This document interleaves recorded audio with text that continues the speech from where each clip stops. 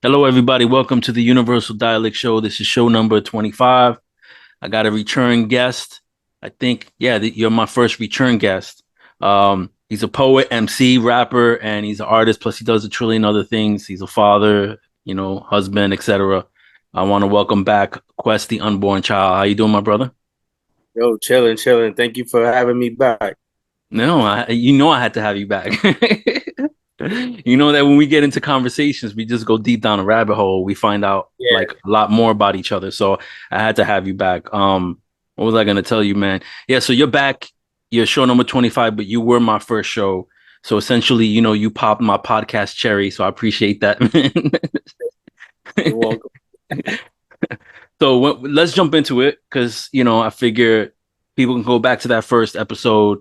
They want to find out about you and your exploits. Um, but let's go through your origin story one more time briefly. Born, raised, places lived, because this is going to factor into what we're going to talk about. Okay. Born in Brooklyn, 1978. Lived there until probably 80, about 80, 81 before we moved to Staten Island. Then from Staten Island, I left. We lived there from like 81 to 91 before I moved to Hoboken, New Jersey. Lived in Hoboken, New Jersey. Then I lived in Jersey City. I've lived in Union City. I lived in Weehawken in New Jersey. Went back to Brooklyn at some point, like 97, 98. And then like May of 98, I bounced to Miami. Well, I didn't bounce to Miami. I got sent on a one-way ticket to Miami. My mom was done with my bullshit. So you got bounced to Miami. Yeah, yeah, yeah. So I got bounced. Please don't come back. Right. So in all those places, it's easy to imagine that you've had a lot of experiences with a lot of things in all those places, right?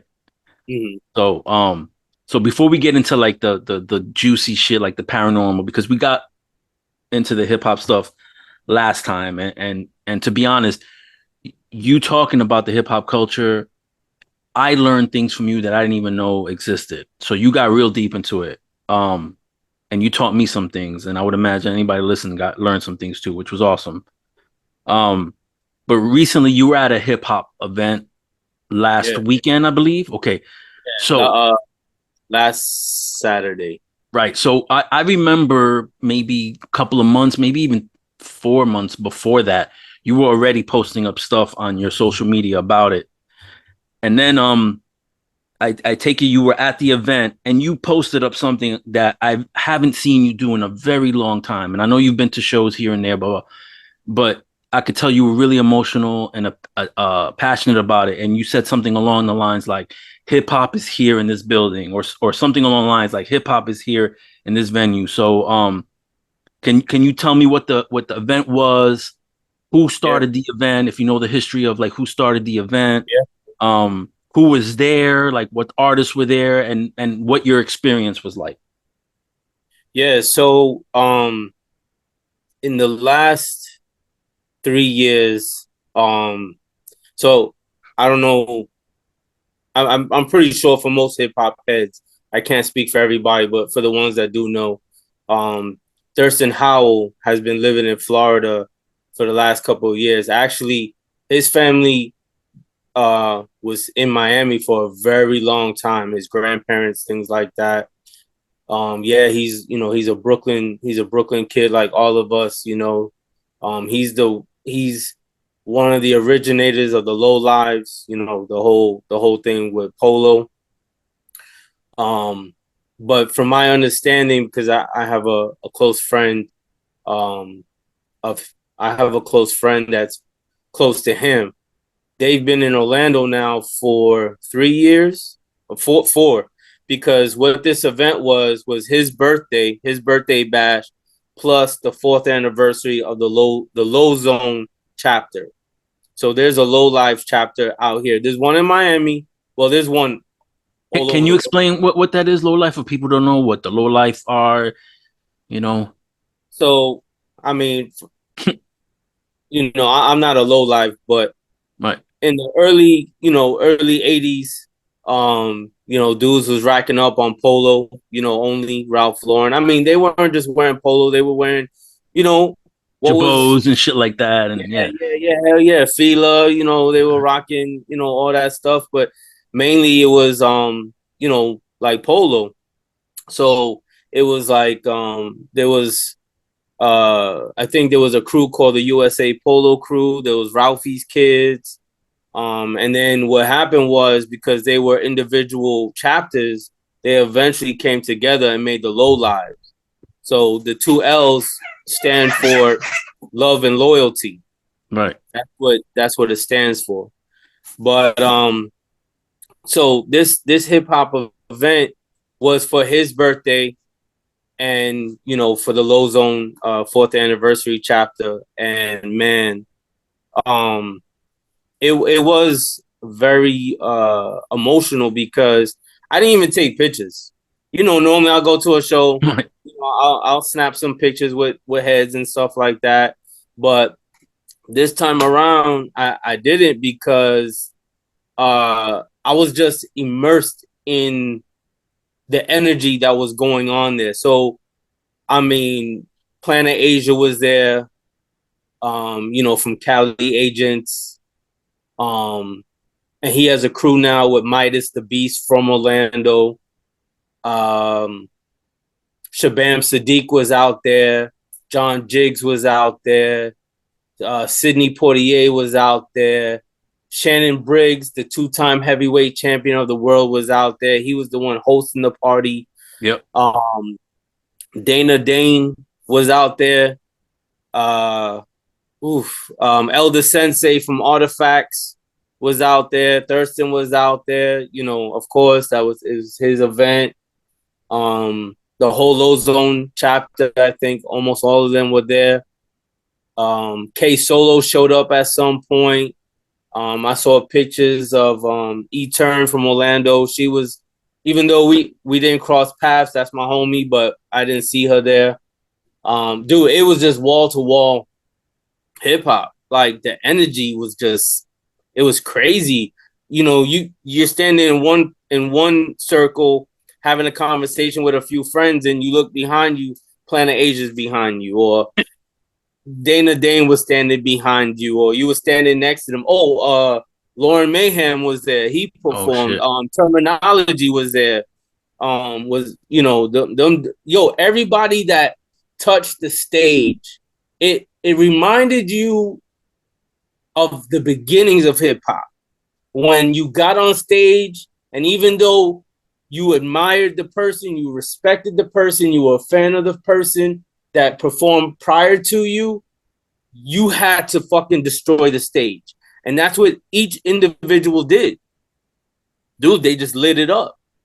My homeboy Red Eye, he was in a crew with Shabam Sadiq at some point, called the Closers. He's in a Orlando group here called Red Rum. And them dudes is nasty. Like, that's my favorite group right now, Red Rum. Cause the beats, the lyrics, the energy, everything that they give is hip. Is real hip hop. It's that gritty. Right. None of this bullshit that's, you can't understand what they're saying. Like, it's real lyrical hip hop, and man, they were getting up on stage, they were telling stories about Thurston back in the day, like, how he grew up around, like, he grew up with Shannon Briggs, so they were telling those stories. It's crazy. It's dope to have something out here like that, because I've been to a lot of shows and I've never seen that much love in my life. You didn't have to wear polo, but obviously everybody, it was low to low, to the wall. Everybody was wearing some really dope shit. And man, it was just like you walked in and dudes was just showing you love. Yo, what's good? How you doing? Yo, what's your name? And you just built off of that, and that was it. That Networking. shit was, Yeah. yeah, yeah, it was definitely networking. There was a lot of networking. I saw that. Yep. And where was Yeah. this at? What was the venue? Iron Cow, in downtown Orlando on East Robinson, right next to it's on the same block as Los Gringos Tacos. Okay, so is it like a brand new venue, or is it used to be something else and they just took over and they renamed it? Um, you know what? Honestly, I don't know. I've been there a few times. It's it's not a huge venue, but it's not small either. It's decent. It's decent size. Right. You know. I don't And know who, how long it's been there. Yeah, so who put this but yeah, on, and is it an yeah. ongoing thing? Like this event's going to be ongoing, or was that just a one time thing? So no. So from my understanding, the low zone, they do a lot of community work out here, but their intention is to bring more hip hop to Orlando. That's So dope. from my, because they have, obviously they have a lot of connections to a lot of people. Big time. I saw pictures. Thurston was just in at a mass appeal party in New York last night. So Nas was there, Raekwon was there. I shared a picture with him and Dave East, from the Wu show, and also, Dave East is, pretty dope MC himself. Right. So yeah, it was big. A lot of people there. So Thurston has he's doing his thing. He's doing his thing. Okay, so what I've noticed in the last few years is a lot of like these what you would consider like old school MCs are starting to like drop material. So they're coming out of the woodwork now. And then Mm-hmm. you got a lot of new heads that are starting to come out. So do you see something like this, like that event that you went to, sparking a new wave, right, of a hip hop culture, essentially to kind of bring to light that there was a culture, being that for like let's say the last 15 years with mumble rap and all these other new styles of rap that don't care about really the culture. They don't talk about the old school heads that uh, uh, created the path for them. Do you see this like as a new spark, somewhat? I do. I do.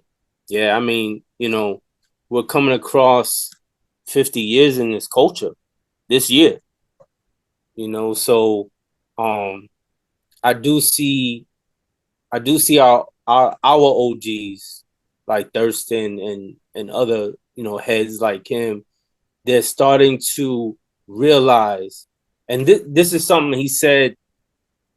I don't quote me word for word, but they were talking about the death of others, right? How we have lost so many in the last couple of years. People just, you know, you sign onto your social media, it's like so and so passed away, stuff like that. So it's crazy.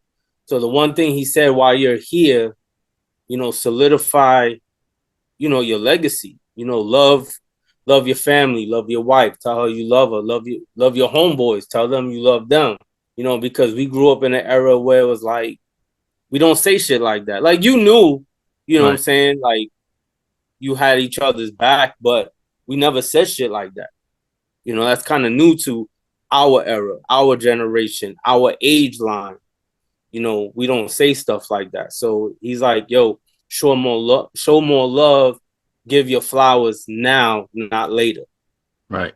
That makes And sense. with 50 years coming around to this culture has done a lot for us. At least we realize it. I don't know if the younger generation realize what this culture has brought, but this culture has, it came out of nowhere. The energy came out of nowhere. I mean, not nowhere, it came from the Bronx, but during that time frame of what was happening in the Bronx, for that to just come out of, you know, just take different elements from different cultural backgrounds and make something of it that Right.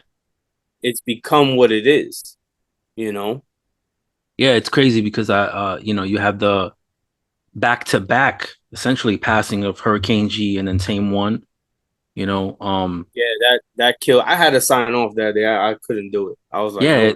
it was just surreal, like it was like it was like fake or something. You know, because there's people out there that I don't know if you've seen this on social media. You probably have, where they create like these fake, like Bruce Willis died, blah blah blah. They'll say, and I thought it was one of those things where people were making shit up because they're young, they're our age, in Yeah, the mid 40s, going into the 50s and shit, and you're thinking like, damn man, like what the fuck, what the fuck happened, you know? Um, I was gonna ask you something. I forgot we are talking about like the deaths. But anyway, so yeah, so you're talking about like the deaths and it being young, and us giving, flowers now. Um, I'm just hoping that, this next generation that comes up, like it's fine if they want to be into that mumble rap stuff, but I would love for them to know about the history of the culture and link to that and at least give them that option to listen to alternative stuff too, rather than following what everybody else is doing. You know what I mean? right. There's I mean, the history, you know, is it's if you look at it, if you break down the history, it's individual stories of each person of what they went through, to get to where they got to. And that history is important because um it kind of starts from when Martin Luther King and Malcolm X were assassinated, and then soldiers coming home, from a war and then going back home to uh, a rubble-ridden city, and no one caring. They were pumping drugs into the community, and so the true beginning of this culture, before the music, was the gang world, But people don't understand that it wasn't just a gang world. Like the creator of the Bronx pretty much took everybody, all the middle class, all the upper class, and he took them out and left everybody else to just suffer. And then it just left it like that. And then what landlords were doing were hiring people to blow up, buildings so they could get the insurance money. And they, like I said, they were pumping in drugs, and so these guys were coming home from war to this to another war. So what they did, they had the platoon mind, right? Like they that's what they knew, platoons. So that's what the gangs ended up being. Yeah, they were wearing, the cuts and the colors and everything like that. And they were fighting against each other until Black Benji, was murdered because Black Benji was the ambassador of the Ghetto Brothers. And he tried to stop it, right? He tried to stop an all out war and they murdered him. And then, like Karate Charlie and Puerto Rican Benji, like them dudes, they were ready to go to war. But Black Benji's mom was like, that's not what my son was about. My son was about peace. So I think it was like, 70, 71 that they eventually did the peace treaty. It might have been 72. I have to get back and look at that. But there was a peace treaty Like amongst. in the boys club, right? Or YMCA, one of the two. Yeah, yeah, Yeah, yeah. And they had the news was out there because it was big. They were patrolling their areas. Yeah, they were getting in gang fights and there was, senseless murders and things like that, but there's always shit like that in this world. But they were patrolling their areas because the cops wouldn't patrol their areas. They were trying to, the Ghetto Brothers they were stopping crackheads from being crackheads and turning them into soldiers. Black right, Benji was one of them, right, right? Like he was addicted to drugs, and Karate Charlie and Puerto Rican Benji, like they stopped that. They gave him something more than what the government and everybody else was pumping into the Bronx, and then the Ghetto Brothers. So after everything, the peace treaty and everything, the Ghetto Brothers started doing music. It wasn't hip hop, but they were playing music. And then, you know, then you had like Cool Herc, Grandmaster Flash and things like that. Like Cool Herc came from Jamaica, so he took that sense of element from Jamaica and brought it here.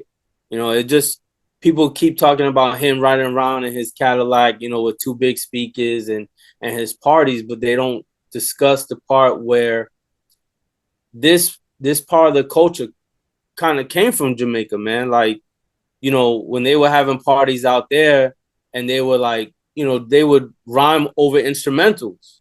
Right. That's where that came from. That's where MCing and Toasting, rapping right? came That's what it's from. called, toasting. Yeah, yeah, yeah. That's where it came from. So, and then you had the culture of Puerto Rico, you know, all over the Bronx, So they be playing the bongos and the timbales and things like that too, And then like they started, dancing, like b-boying, you know. And if you go back and you look at that, you see a lot of the like 1920s, 1930s dances kind of look like the top rock. There's some people that, and then if you look at the Taino culture, you know, you'll and their dances, some of that was a part of the b-boy. So people trying to like figure out, oh, where'd this come from? It came from, you know, native cultures. Right. So, I mean, hip hop in general, the culture, you and I know we love it. It's primarily positive, even though artists talk about the shit that goes down in their life that may not be as positive. But that's Mm-hmm, more of like, I guess, for them, therapy, right? Or for you, because you're an MC and you introduce a lot of what happens in your life in your music. mm-hmm, But even though it's positive, there's negative aspects to it, and I can't not bring this up because it's a part of the history as well. The situation with one of the forefathers, and that's Africa Bambaataa.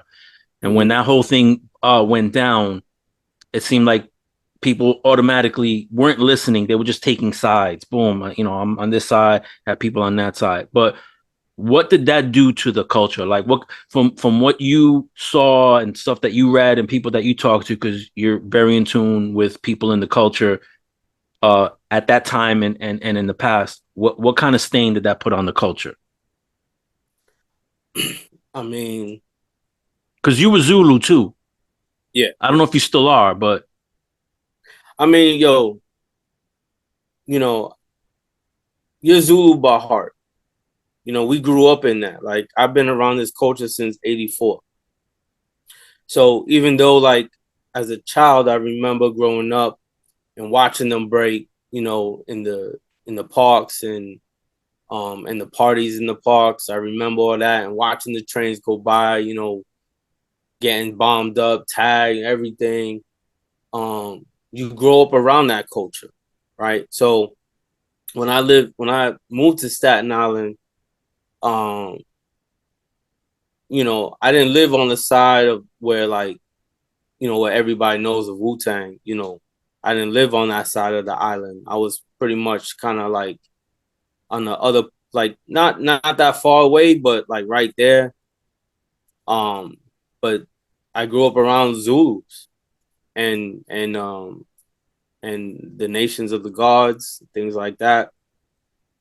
So, but one thing I was always told, like, when you're a fighter and you immerse yourself into that life, you know, whether you have the Zulu ID or the beads or whatever, I was put down with heads from '84 in Staten Island. So, that sticks with you. And it's funny because everywhere I've ever gone, lived, I've come up across Zulus. It's just funny like that. It just you try to like walk away from something and it just pulls you right back. right. And I guess it's a connection, you know. And so I mean, it was Bambaataa had been one of the forefathers of this culture. Zulu was created in 1973, November 12th, 1973. The culture of hip hop had not been given its name until um, November 12th, 1974. And so you have heads like there were things going on in that time, from my understanding, from my OGs, that they had seen some stuff, right? Right. But no one really talked about it, because it really wasn't talked about in that time. And if it had happened to you, you didn't talk about it because it was a stain on your status, right? Then you were weak, things Right. like that. Right. Right. Right. So eventually this Aki, Bee Stinger, finally wrote a book telling his story. I've never read the book, but I know he did write a book telling his story about his time with Zulu and what Bam did to him. And then another brother came out who was a Zulu soldier, like a soldier, like he's done some things, for Zulu at that time. And he came out and he told his stories. So it ignited a big problem in New York at the time, and he wasn't looking to step down. Um, I had been a part of a few of the phone calls with him on it, and they discussed, him stepping down, and and he was like, "No, I'm not stepping down. I This is mine. I own the name." And he has lawyers. He has lawyers. He has all that shit. And he tried to do interviews, but when you watch somebody, when they're lying. You know, I mean, who does a news interview with shades on? Come on, man. And eventually he did take them off, but every time he'll say something or they'll ask him questions, he look left, Right. or he'll look down. But even on the phone call, he was like, "I gave him money." It's not about the money. It's not about the money. It's what you did. And Right. then that one thing that you did destroyed a whole entire nation. I mean, I'm not talking about just you're not just talking about New York City. Zulu Nation was global. It had chapters everywhere, every country, almost every city. There was over 1 million heads, and it just disappeared in a moment. It just fizzed out. Right. I mean, there's still you still have Zulus that at that time that because the community was looking at the Zulus wrong, but it wasn't the Zulus. It was just one person who had done this, you know, and so from that, you have like King L1 from Chapter 25, Zulu King Last Man from California. They built something called the Zulu Union, and they're still to this day trying to rebuild Zulu to what it is, because they still stand for what Zulu stood for. Right. So they're still doing their community work. They're still trying to do things with the culture. Um, I admin one of the pages for Zulu Union. I share a lot of hip hop, for them. L1 had asked me to do this, to keep the camaraderie of the group and everything like that. So, little by little, we're bringing, we try to bring people in. A lot of people have come back, and they're building their own chapters again, but with the union. And the reason why they called the Zulu Union was because we couldn't keep the name. They couldn't keep the name of Zulu Nation Because he owned it. because he owned it. He actually owned it, like the name. He owned the rights of that name. So he was like, "Okay, you could try to use it, but I'll sue you." Wow. Mm-hmm. So I mean, so because there's this documentary, and because you mentioned global, so I remember in the '80s there was a documentary called Bombing. I don't know if you remember that, where Africa Bambaataa goes over to the UK and he gets with Goldie, Yeah. and because he's trying to spread Zulu Nation out there, you know. So it was meant to be something, I guess, positive, but in the end, if you think about it, Africa Bambaataa possibly created Zulu Nation as a tool to do these fucked up things.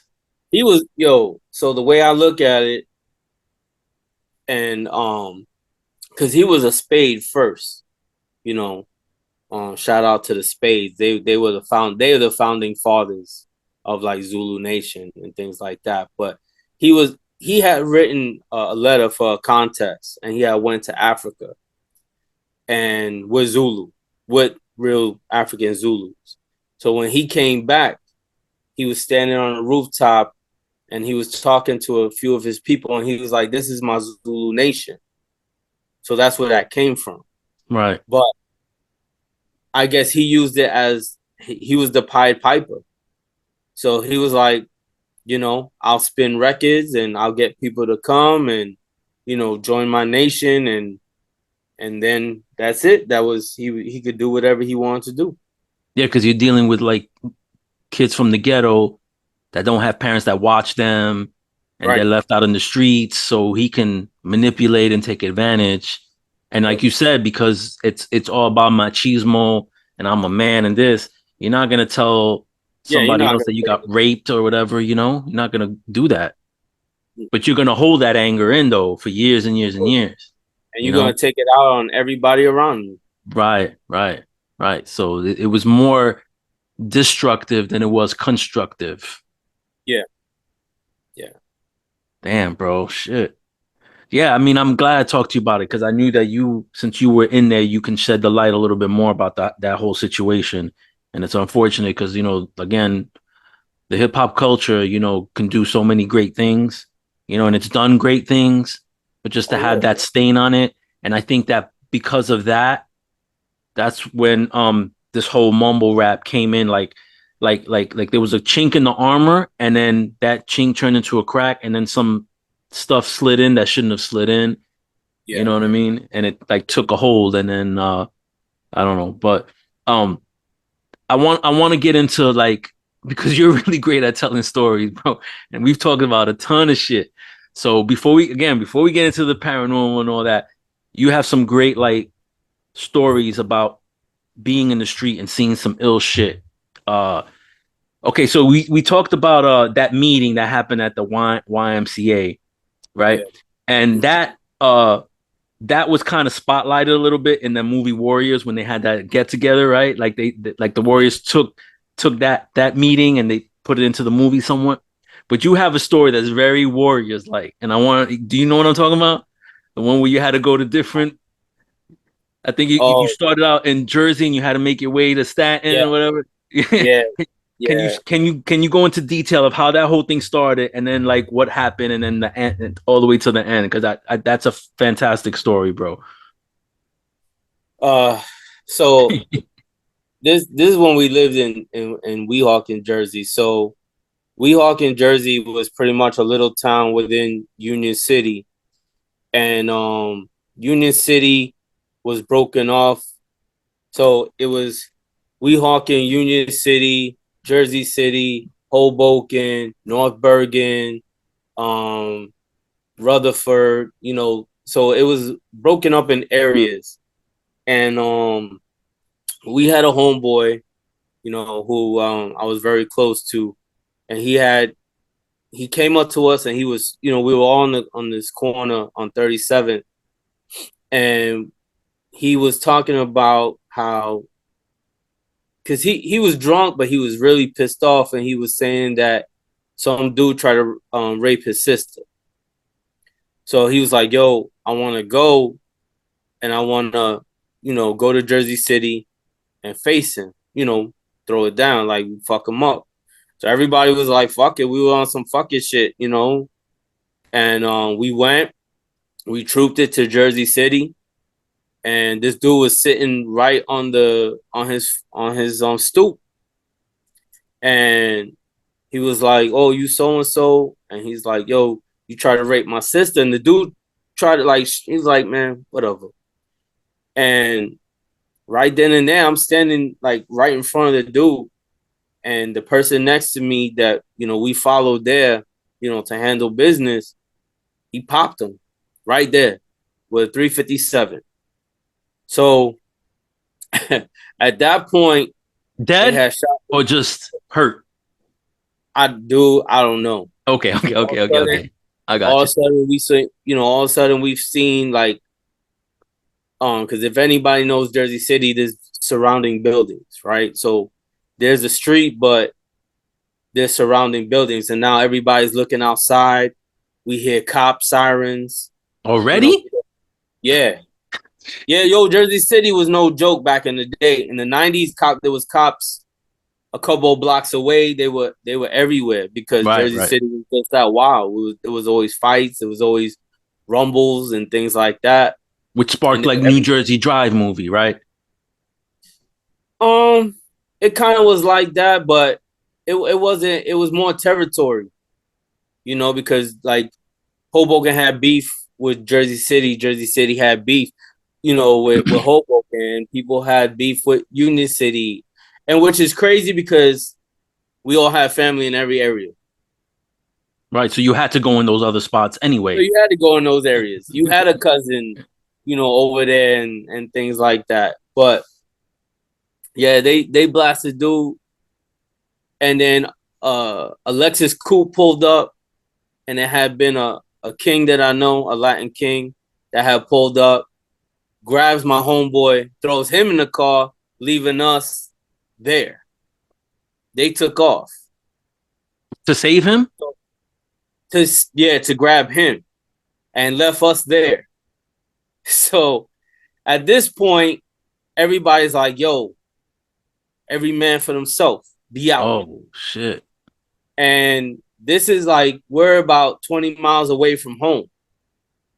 So, because it was deep in like the beginning of Jersey City and we're in Weehawken. So that's about 20-mile troop.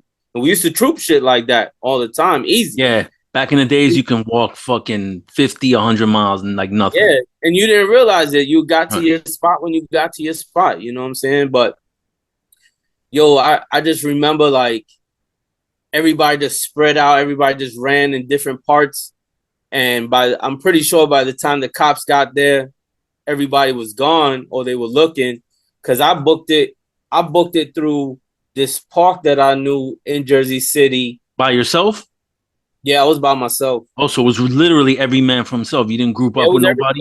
it was a good 20 of us, and Oh everybody shit. booked it in their own way. Oh. Everybody went in several directions. So I went down because I knew I mean I'm pretty sure everybody knew where they were because we all pretty much were young there. So it's like I shot through this park that was a border to Hoboken. So then from there, nearby there was this thing called Whitewall, and Whitewall, I guess there was a bridge at some point in Jersey that had toppled over, or they destroyed it. So it was the leg of a bridge inside the ground. They called it Whitewall, and then you could climb it going up, or you could go down. And I went down. I ran through Hoboken Projects, and because it's right next to Hoboken Projects, I ran through the projects, and from there I just remember just walking through Hoboken, and then eventually kind of went up. I went into the city of Hoboken, and then went up and went back home because I lived on the hill in Weehawken, so I've lived on a hill that connected to Hoboken. Right. So when you linked up with any of the other dudes, did they tell you if anything crazy happened to them while they were on their trek back? Yo, everybody said they just ran and never looked back. They took off. Some dudes jumped on the dollar bus, you know what I'm saying? But they were lucky because they were the only ones that didn't have blood on them. I had blood on me. I Oh had this shit. I had this dude's blood on me. Damn, so Yeah, he because must it he was must have point shot. blank with a 357, so the blood shot out Yeah, right so on me. damn man. Damn, that's crazy, man.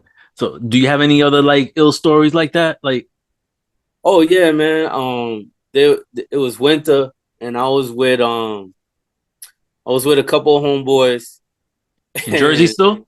yeah, in Jersey, and we were in Jersey City because two two of the dudes I was with are cousins, and then it was me and a close homeboy. We kind of all grew up together. We went to middle school together, and this was around like high school time, and like freshman year, and we were in Jersey City, and it was nighttime, and we were walking because they were looking for their another cousin who lived in Jersey City, who was selling, so we could get some trees, whatever. But we never found them.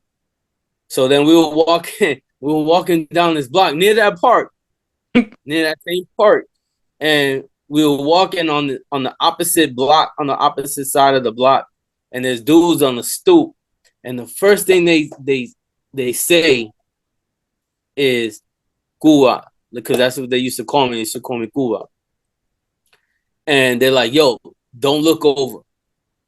I'm like, "All right." We're rocking black hoodies, gator masks. I don't know if you remember gator masks. Yeah, with the fucking Velcro and all that shit, and it had the little Yeah, yeah. holes in So it. we was Yeah. looking like ninjas. We were, all Dude, blacked out. those straight up were the worst things that could have been created in New York or any ghetto. Those were the worst But things that were created. you want to know but that was for snowboarders. I know, but that's what I'm saying. It made its way to the ghetto, Yeah, and it as made soon it as way to the dude, ghetto. everybody Yeah, was wilding out, man. yeah. So we used to rock gator masks. We were rocking black hoodies, high tech boots, things like that. And we were walking. The first thing they say is like, "Cool, I don't look over there." And I'm like, Because you know you're gonna look. They know you're gonna look. yeah. I'm like, I'm always on some fucking shit. So I was like, and then I looked back and I was like, I got something to tell y'all. They're like, what? It's like, yo, they're coming. They're like, yo, didn't we tell you not to look? It's like, all right, yo. So my boy, one of my boys, he was like, yo, you see that corner? Once you get to that corner, book it. So, yo, we was out, like gone. We're used to running from cops, so we be out, you know. But then So those were cops that they told you not to look over to. no, it was kids like us, Oh, you okay. know. It Stick. was You that them whole stick up kids, territory. probably, right? Yeah, yeah. So I got away with one of my homeboys, and we stopped running. We looked back, and I see one of my homeboys standing under a street lamp, and the dude got his hand, in his pants. So he got, he's holding a gun, but he's like showing him like, don't move. This is what I got. All of us had shanks, Right. all of us had shanks. So the homeboy that I was with, we were in the dark. So we came around the car, crawling, not crawling, but like, kind of like, Low, yeah, yeah. yeah, we was low, you know what I'm saying? And Military style. yeah, and this one of the dudes, he came running past and he didn't see us. And my boy came up from the car and just socked him right in the face. Just knocked him out. Just kept hitting him.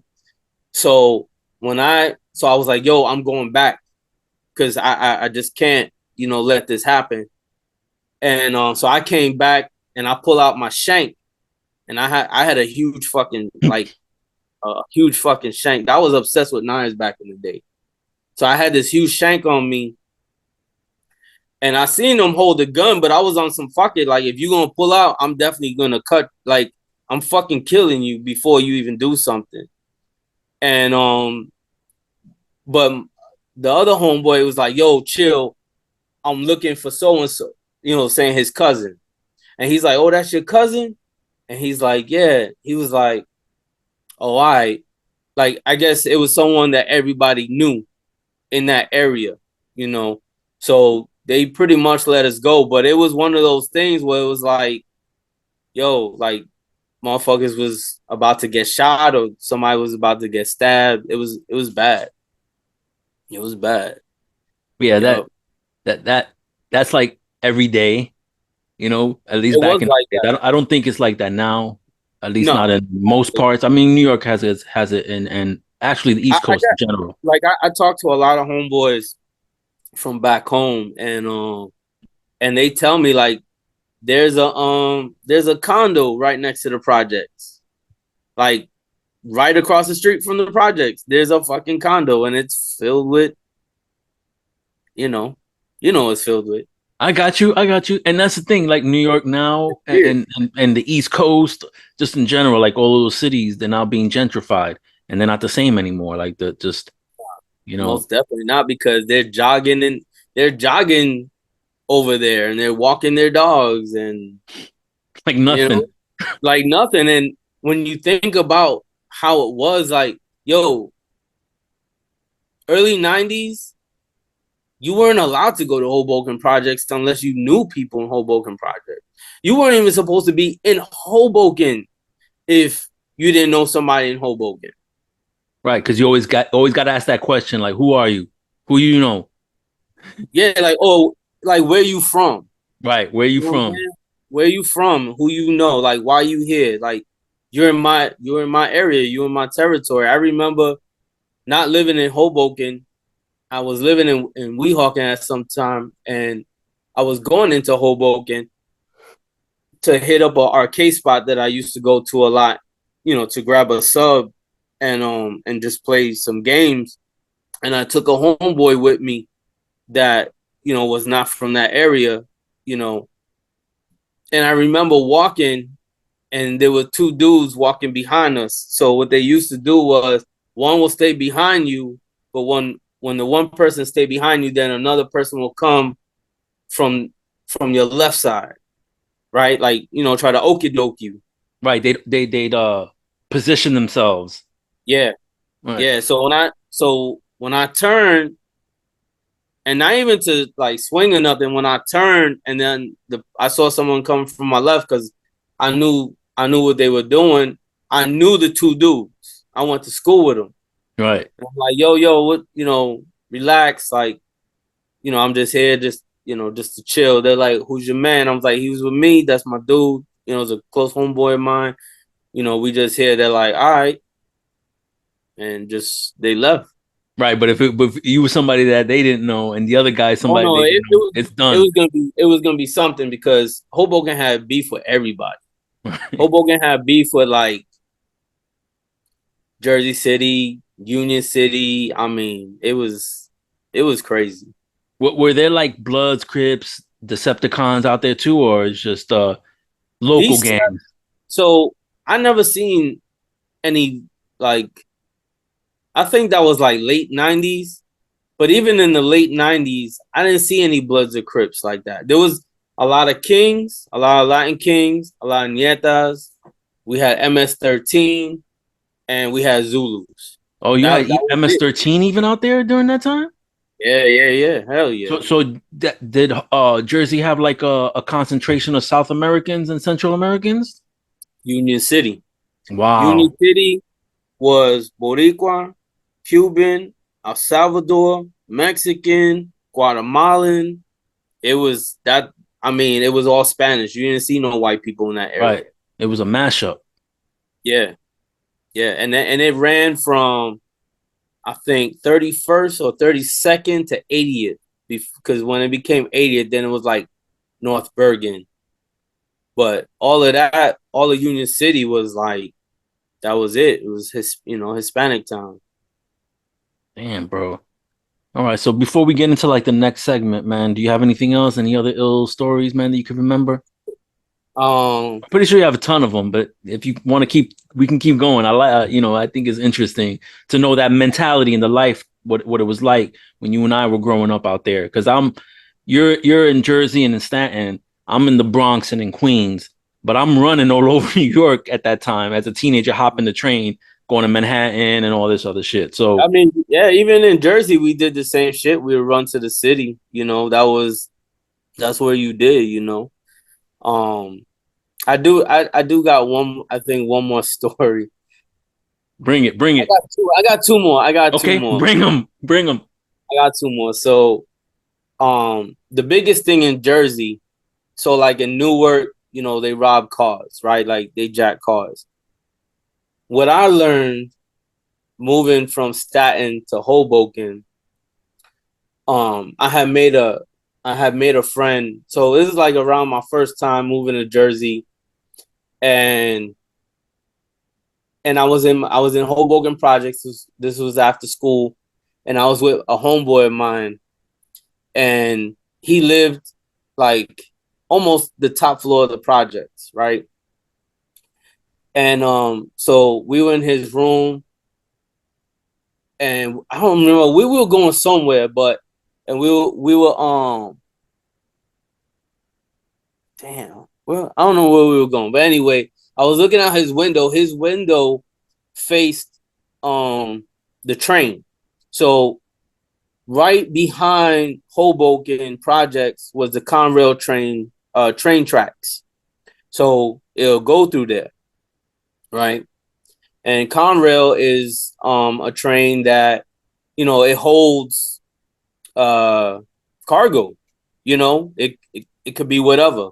It could be for a factory, it could be anything. It could be sneakers, it could be Super Nintendos, it could be TVs, it could be, you just don't know until you break open the locks. Right, right. So anyway, this is my, like, kind of my first time in my boy's house. We're in his room, we're bumping music, and I'm looking out the window, and I peep something, right? There's these kids in black hoodies in the bushes. I'm like, yo, what are they doing?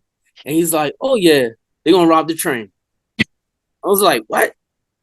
Rob what train? He's like, the Conrail train. I was like, what? So he was like, and the train was coming. Yo, train was coming. And then there was Conrail cops. So they rode on the side of the train. So you see the Conrail cop, or you see the dudes in the bushes, and they just watching. And at some point, the Conrail cop goes and it just drives ahead. And then I just watch these dudes just pop out the bushes in black hoodies like ninjas, jumping on the train, cracking the locks, and then just opening up the train and throwing shit off the train. Yo, I was like, I want to do that. I want to do that so bad. Like, I want to do that shit. Let's go. Let's ride. And he was like, nah, nah, nah, nah. So, so I never got to do it with him, but I was with a couple of homeboys I had made other friends with in Hoboken Projects, and they were doing it. So I was like, fuck it, I want to do this shit. And I just remember going to do it, and we were throwing shit off the train, and then we were getting shot at. By who? The Conrail driver. So, and then Conrail cops came, and we jumped off, and we started. So there's like a hill they call the GI Joe trails. That's what they called behind Hoboken. There was these. It was like, real. It was real, like hills everywhere. And that's where like White Wall was, but that was further down. But you can go up those hills and go into Jersey City. So Conrail cop showed up, and I was with somebody. May he rest in peace, Lurch. Lurch was like, man, Lurch was like 6'7", big young. He was a big dude.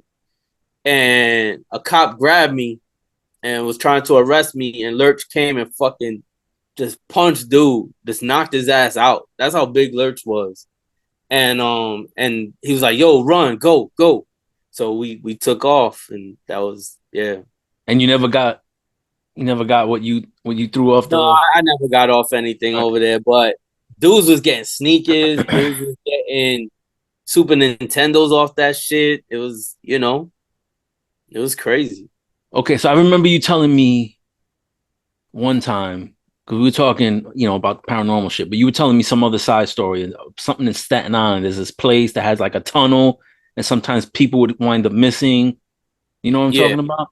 Can you talk about that a little bit? So there was in Staten Island, this is the 80s. And there was in Willowbrook a hospital that was abandoned, right? And they used to, so instead of taking people there to get, to get healthy and whatever, they leave people there to die. And there was a few serial killers on the island at that time, and Cropsey was one of them. Yeah, And there was a tunnel near Willowbrook over there, and I guess it was like a tunnel that went, a tunnel that went into that hospital.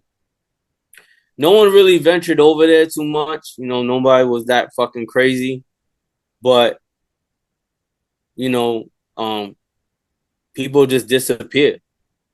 You know, people disappeared there. There was a Silver Lake Park that was known for, because so on Staten Island in the 80s, it was very segregated. You had you had the Hispanics, very small, few Hispanics, but then you had the Gambinos who lived on the island at that time, the Italians, and then you had, the black on, on the other side of the island, near the piers, the harbor over there. That's kind of where it was, like Stapleton and what people know Killer Hills.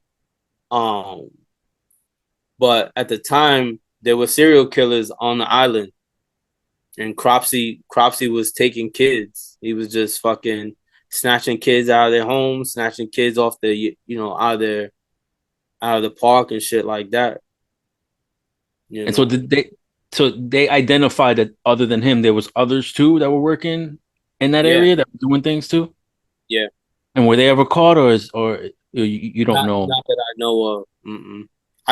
I know about Cropsey um because Cropsey had killed somebody I knew. He kidnapped and killed them. Damn. Jennifer Swider. That Oh, was so her name. you knew her? Yeah, yeah. There was news clippings of her, so you could probably Google it No, about there's a Jennifer Swider. documentary, and they talk Yeah, about his yeah. They talk victims. about it. Yeah, Yeah, yep. that's bananas, bro. Yeah, when you're a ghetto kid, that's what you're dealing with on a day-to-day basis. I remember an acquaintance of mine saying something that really like stuck with me. One of the things he said, and it pertained to New York, but it wasn't. You can apply it to New York or Boston or fucking Compton or whatever. But he said New York City is haunted, and I was like, "What do you mean haunted?"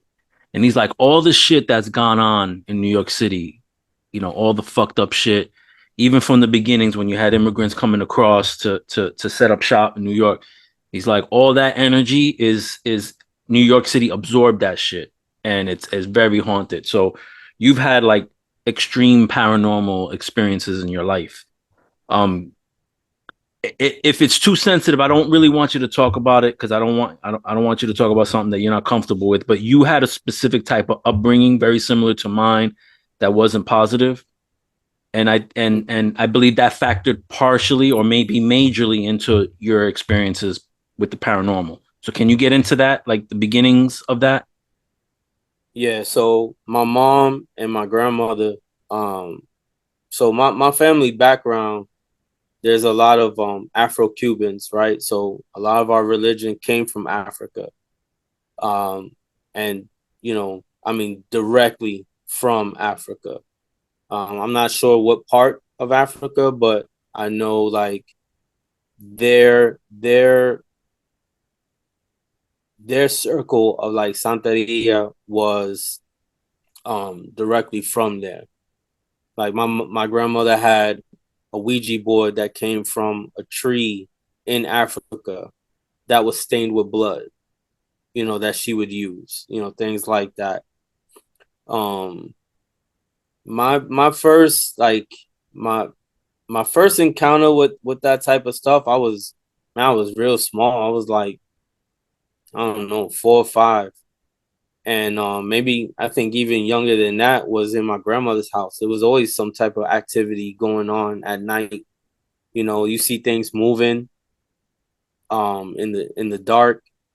You know, I'd constantly have nightmares there. You know, like I would always see these puppets like trying to hold me down in her in this bed that I had, because I slept in a back room near her room, and then my parents, well, my mom and her husband, they slept on the other side of the. This was in Brooklyn, and man, like I just remember things just being like trying to grab me and like do shit.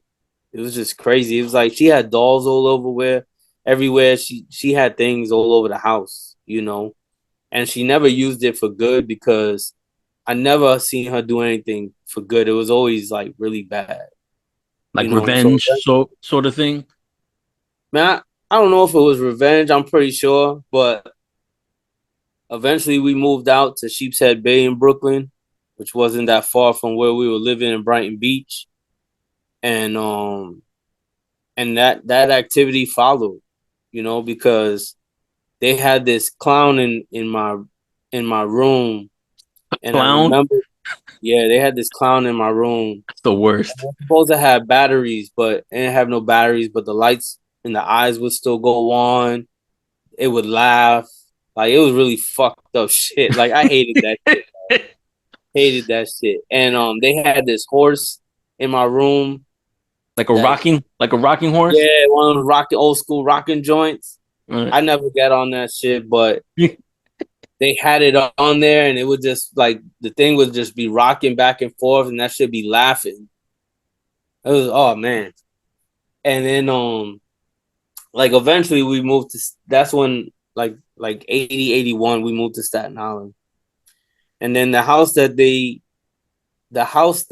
they got on Morningstar, 427 Morningstar Road, man, I'll never forget that shit. Morning Star Strain. Right? Yeah, that's kind of where I got it from that track. But um it was a two-story. It is very weird. I don't know if you ever heard of this, but it was a two-story, two two bedroom, one bath house. It was a big house though. Like it wasn't small.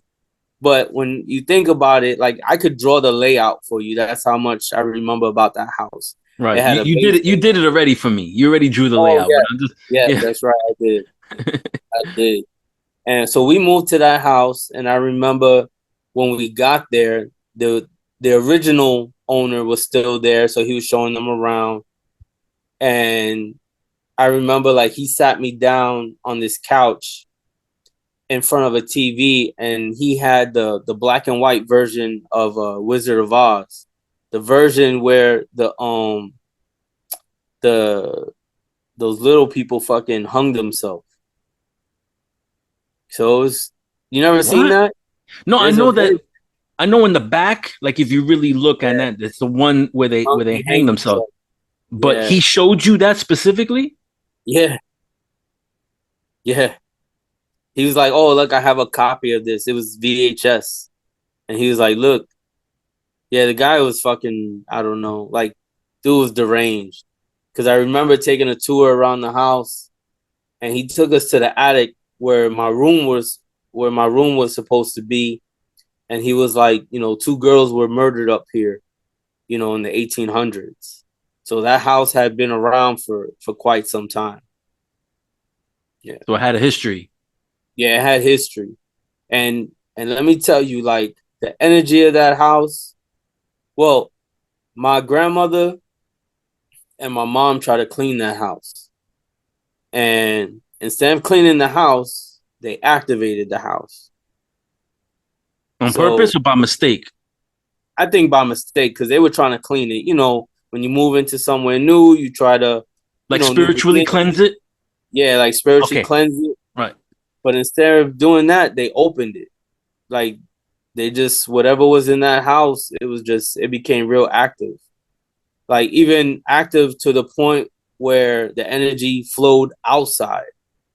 I watched the guy on the corner of my house.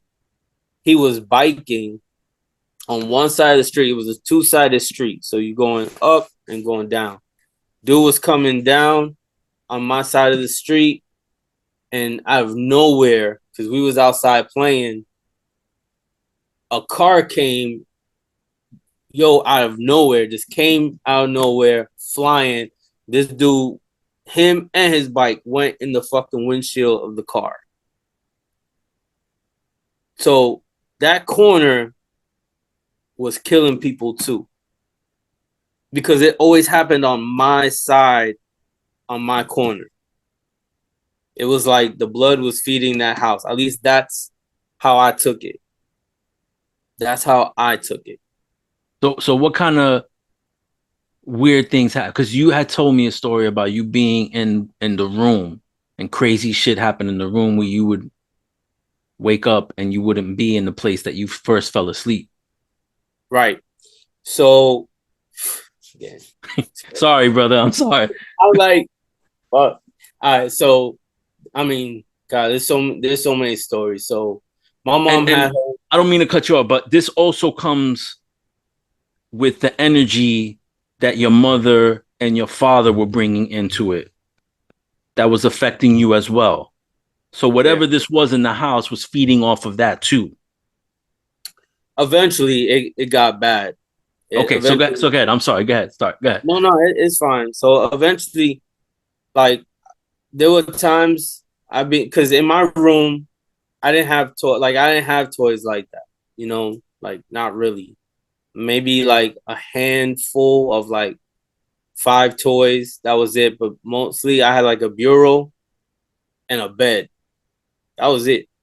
And I had one window that faced outside, and then I had a walk-in closet that had a bureau in there and a window. And I just remember that room always being so cold that when you would breathe, you could see the air. And it only so like I'll be sitting there. I remember. Do you remember encyclopedias? Yeah, the Britannicas, the thick ones.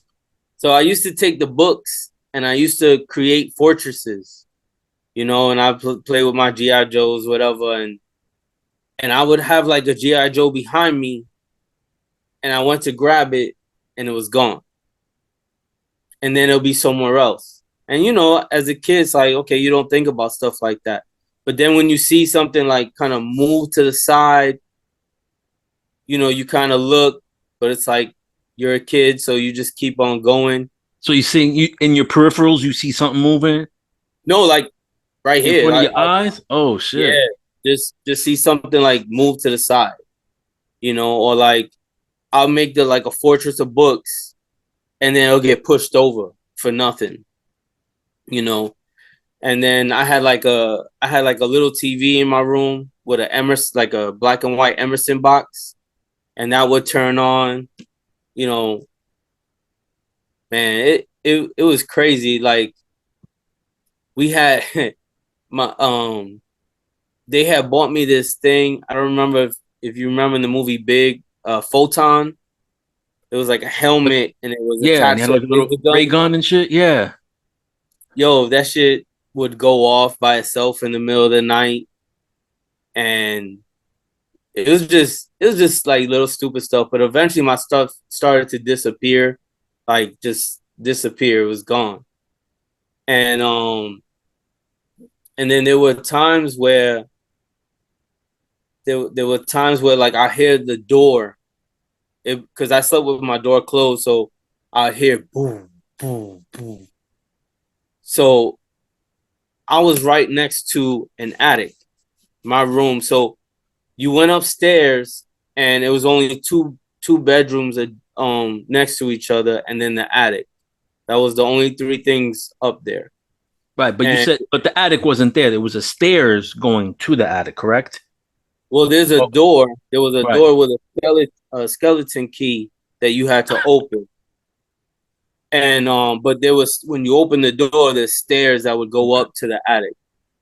And but this one time when the door was just banging and banging and banging, I was like, "Come in," and the noise stopped. Everything stopped. And then like about 10 minutes later, my mom called and she was like, "Did you call for me?" And I was like, "You knocked."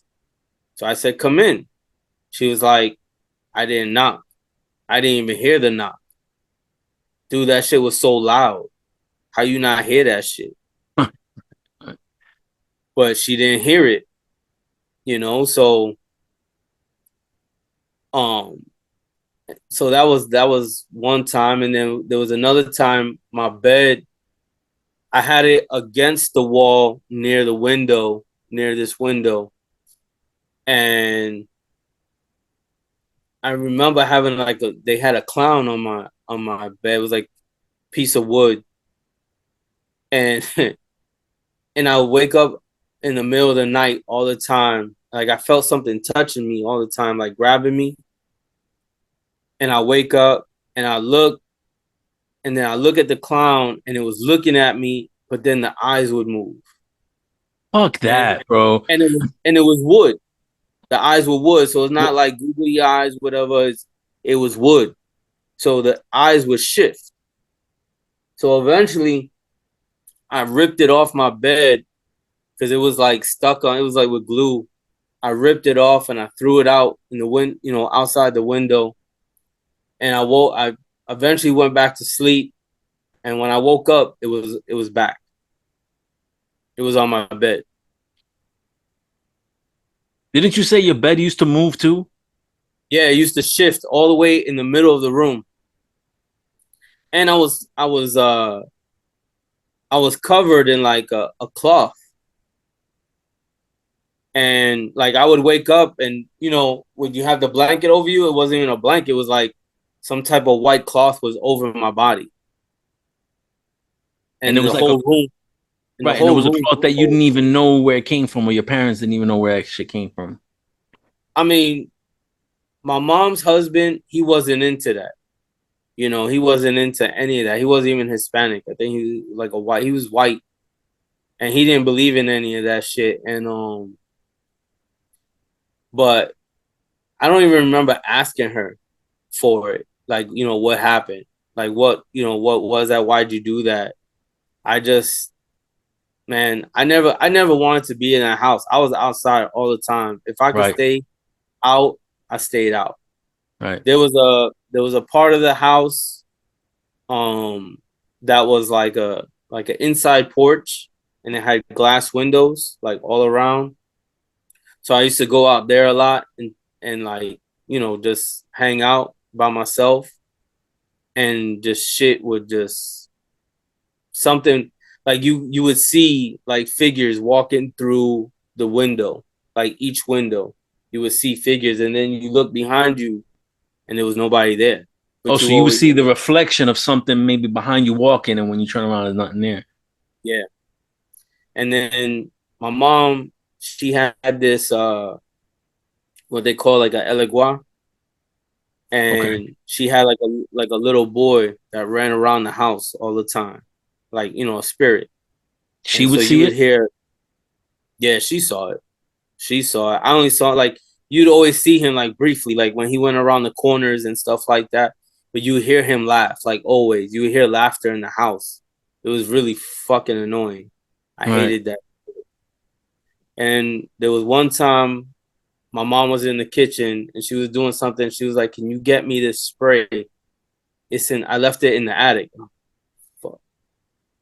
So I just remember going upstairs, opening the attic,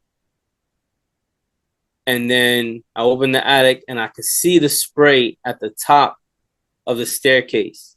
So I was like, "All right, I'm gonna grab this shit. I'm gonna run the fuck back down, and I'm gonna go outside because it was daytime. I was like, I'm gonna go outside and just stay outside." Yo, so I ran up. I was okay with it because it was daytime. So there was a window like a few feet away from the stairs because it was this is one side of the house, and then there was a window on the other side of the house. So there was light coming in on both sides of the attic. The attic was very long, very very long, and pretty high because well I was a kid, so I could stand up. You know, um, so I grabbed it. I grabbed the bottle, the spray, and I fucking shot down them stairs. And when I shot down the stairs, the fucking door said, just closed. So I grabbed the knob and I'm fucking like shaking that shit. And it's locked. And I'm like, so I had to go. I was like, okay, my mom's husband's outside. He's barbecuing. I could yell from the window and tell him, open this shit. So I walk up this, the staircase, and now I have to walk to the other side of the window. So pretty much I'm walking the whole entire house. So I'm walking, and he had his safe up there because he had a gun.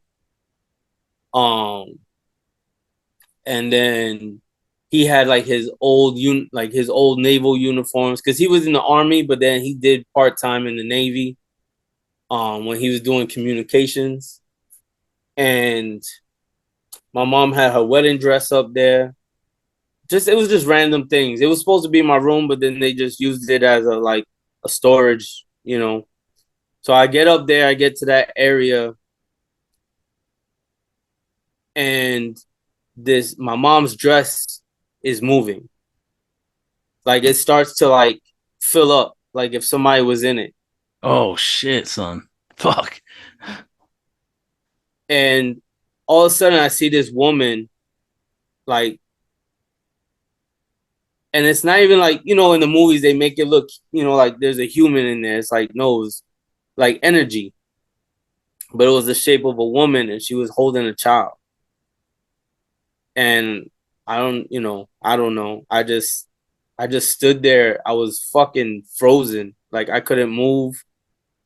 And and this other thing started shifting around. And I was like, in my head, I'm just like, fuck. I couldn't scream. Like you want to scream, but it felt like it didn't feel like somebody was choking me. It was just felt like there was no air here, right? Like you can't project anything, not a sound, not a yelp, nothing, dude. I was just stuck, and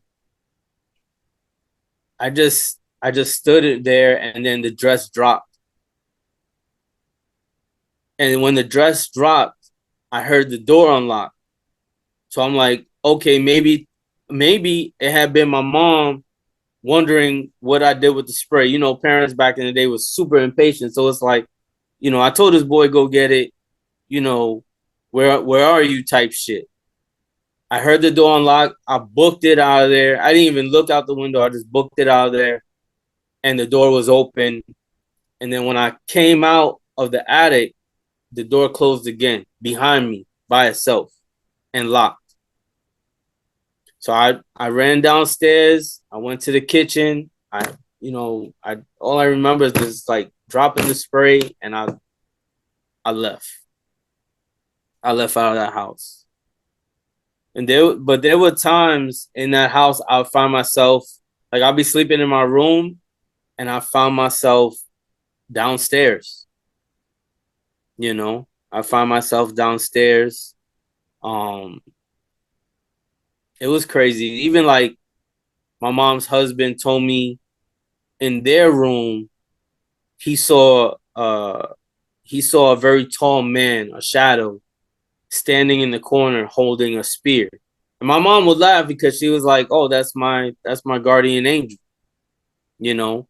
But that shit wasn't funny, dude. Like Right. there was shit always going on in that house, and you know, I just remember, going down the stairs and seeing a long table. So in the in like there was supposed to be French doors, but they never did anything with the house. He bought the house to shut her up. right? So they were supposed to do all type of shit with this house. There was an area where there was supposed to be French doors. They didn't do any of that, so it was open. So you had the like a living room, and then the dining room, and then the kitchen, and then the kitchen had a foyer, Right. to go outside, whatever. So it was like an open plan, right? Where you Yeah, have everything all in one. yeah. And then in the dining room was a door to go to the basement. But they had uh they had a barbecue table, like a picnic table in the dining room. They didn't have like a normal fucking table. Right. They had that. That's what they used. And but I came down the stairs one morning, nobody was home, and there was this long table in the dining room. So I'm like, oh, they bought a new table, but why put it here? You know what I'm saying? Because it was like in between the rooms. It was just weird. So I'm like, oh, maybe they brought it home and then they left it there and then they'll, I guess, figure out. But honestly, that table was so long, it made no sense for that house because the dining room wasn't very big and the living room wasn't that big.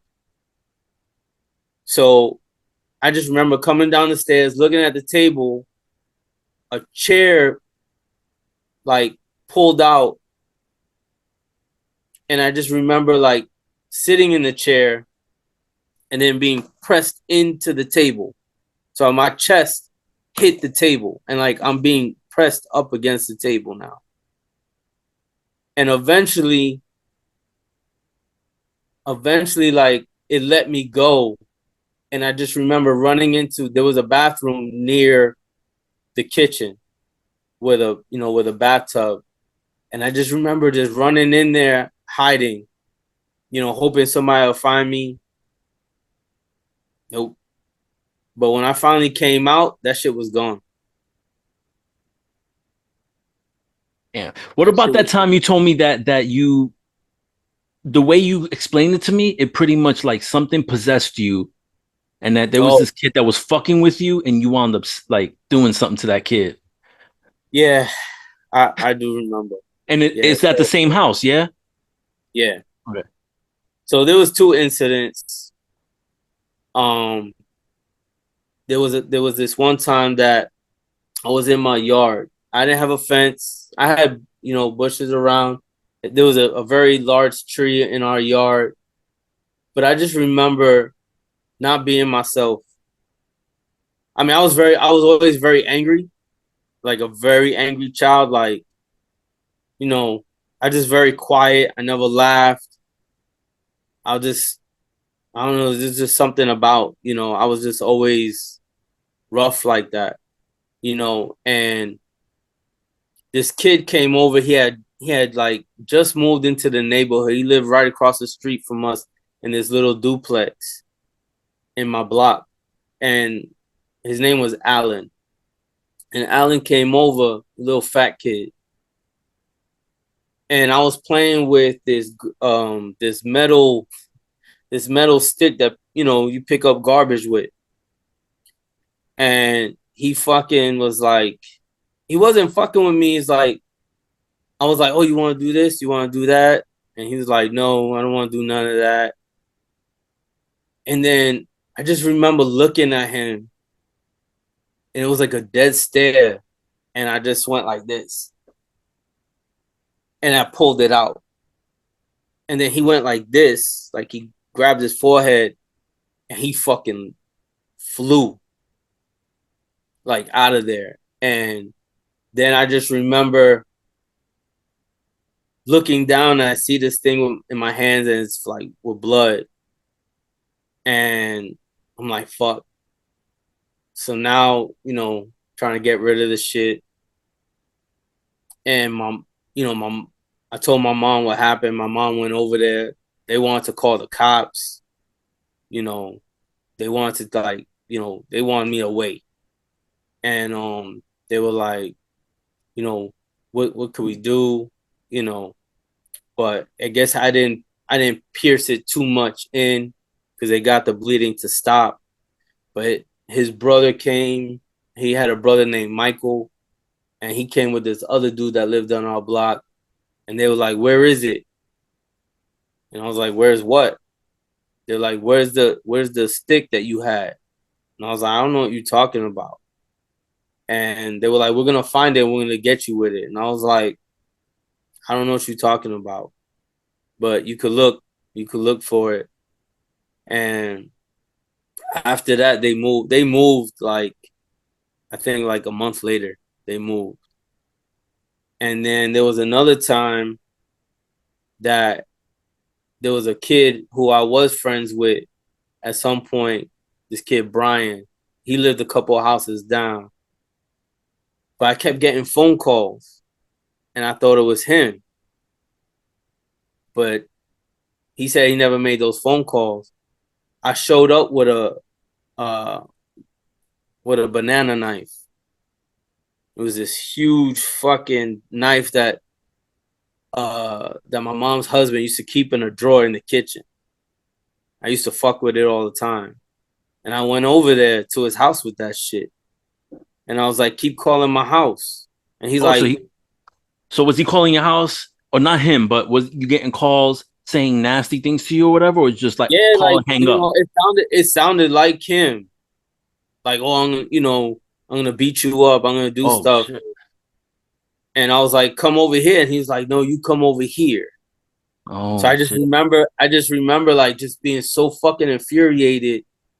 I grabbed the knife and I fucking went over there. And he's in the backyard with another friend, and I pulled this shit out, and I was like, okay, I'm here. He was like, why? Wait.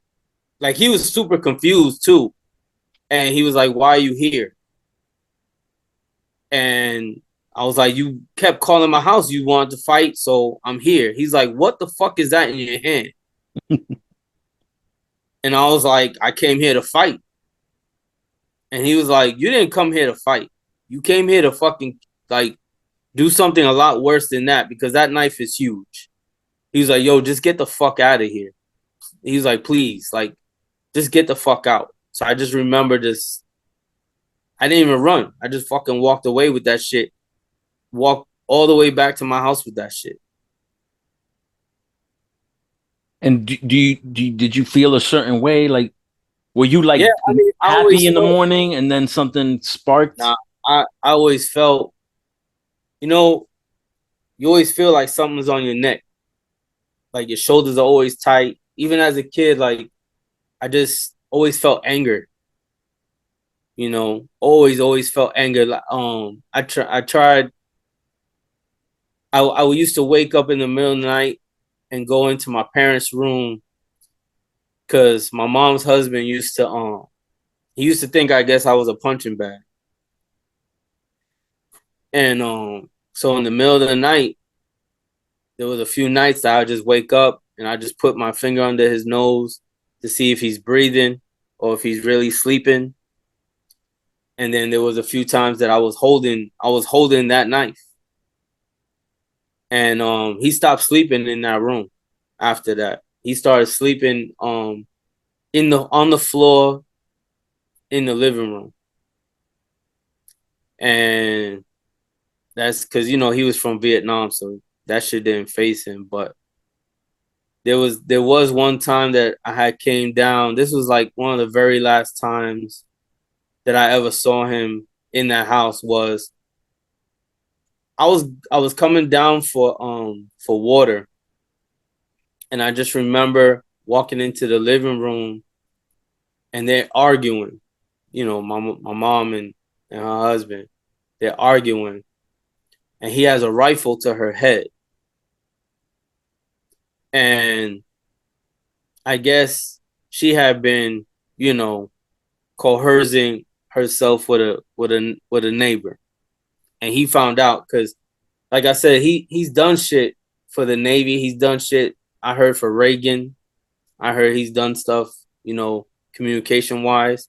So he had this box that was that he wired into the phone. So any conversation, he could hear the conversations. And I guess he heard her talking to my aunt about, what they was doing. So when I saw this, when I walked into the room, he turned, he pulled a gun on me. And when he pulled the gun on me, then he grabbed me by my neck. He walked me through the kitchen, and she's hitting him like, "Let go of my son." All I had was like, under like my, my tidy whities, and I didn't even have a t-shirt, just that. And he grabbed me by my neck. He picked me up. He opened up the front door, and it was winter. He fucking threw me outside, and he locked the house, so I couldn't get back in. I couldn't get in through the basement. I couldn't get in through any of the windows. I couldn't get in. So I ended up walking like that to my aunt's house. But from my understanding, my mom told me he doesn't remember that. So we don't know if it was his PTSD or because he had seen some shit. I know he's done some things. Like later in life, he told me the shit he's done, um, but yeah, we don't know if it was like the house fucking with him or anything like that. But eventually, he left after that, and then it was just my mom and I, and she would work late nights, so it was just me in that house until we moved. Right. Did you see anything in the sky? Any weird shit in the sky during that time?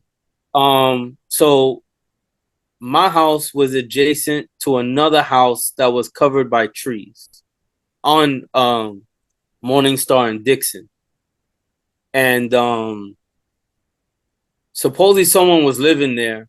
I never seen anyone there, but there was always an owl in that tree facing my room. It never flew over to me. It just was always in that tree. But I mean, I never looked into honestly, I didn't look into the sky like that. It was just so many things going on at that time. I Right. had ran away for some point. Um, I don't know. A lot of shit happened on that island. I went through a lot of shit. But I mean, all the paranormal shit happened at that house. Right.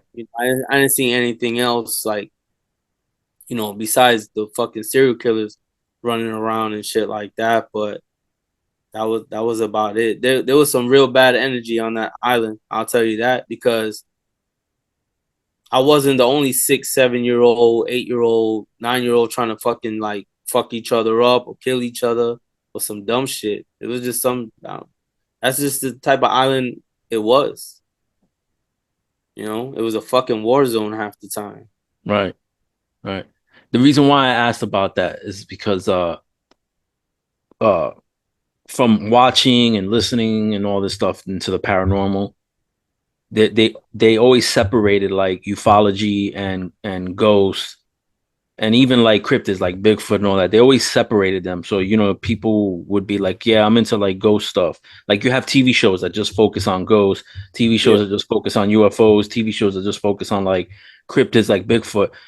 But in reality, they're all connected. And the reason why I'm asking that is because it's possible that what was happening at your house could have been like some sort of like alien thing going on, right? There's this documentary, right, that came out. If you have a chance, look it up and see if you could watch it. It's called Sir No Face. That's the first one, and it's out, I think, out of Australia. But it's about a group of paranormal investigators that get called out to like this island that used to have a prison on it, and the government hires them to go out there and take data and do research and experiments out there. So they do this research and experiments, but in their mind, they're going into it with the mind frame of ghosts and spirits. They're not Mm. thinking anything else. So they do their shit. They get their footage. They get their data. They give it to the government or whatever, and then they come out with this documentary, right? So if you watch this documentary, you're in your mind because it's presented to you as ghosts. That's what you're thinking. But there's a shot in there, like a scene in there, where I think it's like either in a hallway or something, and you see something like kind of pass by. So in your mind, you're like, okay, that's a ghost, right? You see those ghost shows all the time, blah, blah, blah. Mm. Well, some of the fans that were watching that were slowing down the footage frame by frame, and they saw something different. So then they contact the people who did this documentary and they say, look, you need to go back and watch that footage because what is there is not a ghost, is a fucking alien gray. Hmm. So they go back and they look at the footage and they freeze frame it and they look close and it's a fucking alien gray, like what would look like an alien gray.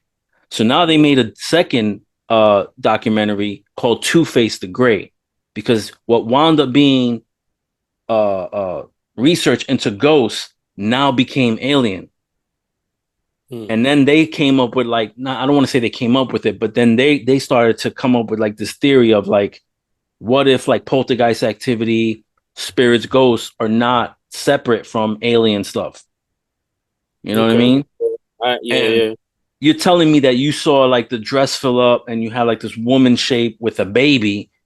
And in Hmm. the and if you look at like ufology and the research they've done, supposedly there's alien beings that take the sperm out of people or the eggs like the sperm out of men and the eggs out of females because they're trying to create like this hybrid sort of race, right?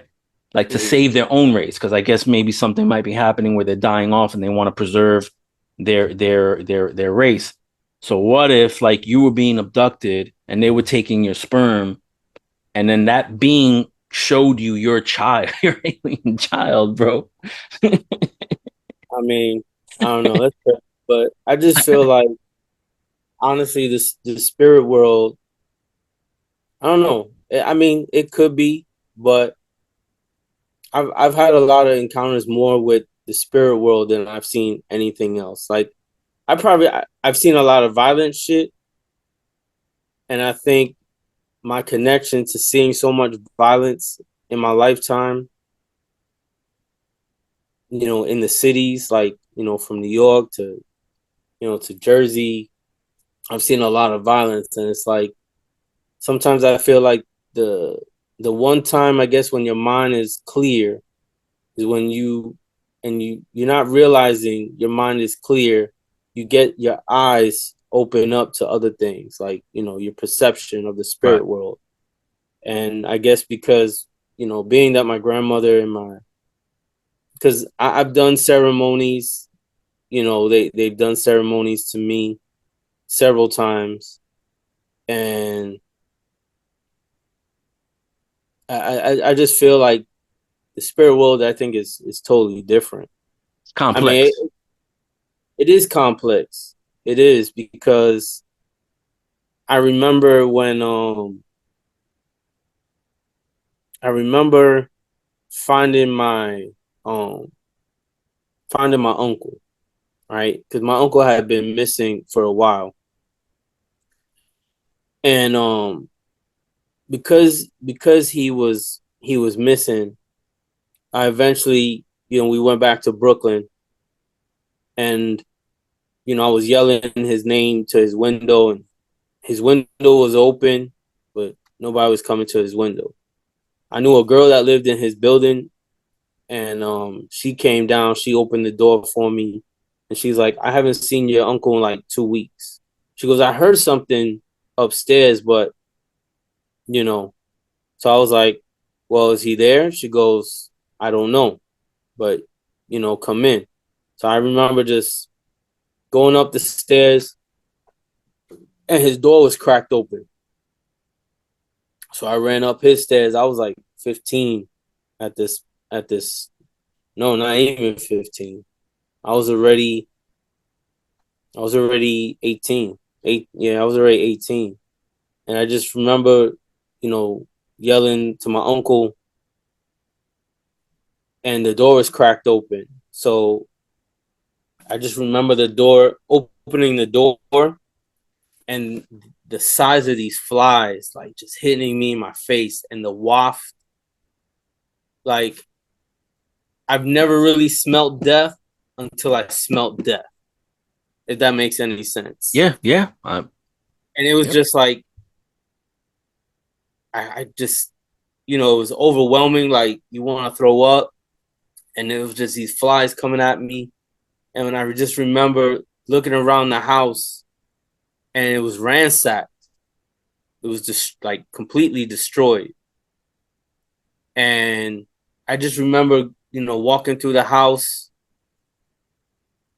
looking because my uncle was a jeweler and he did a lot of his work. He had a room, a workshop in his room where he did all his work.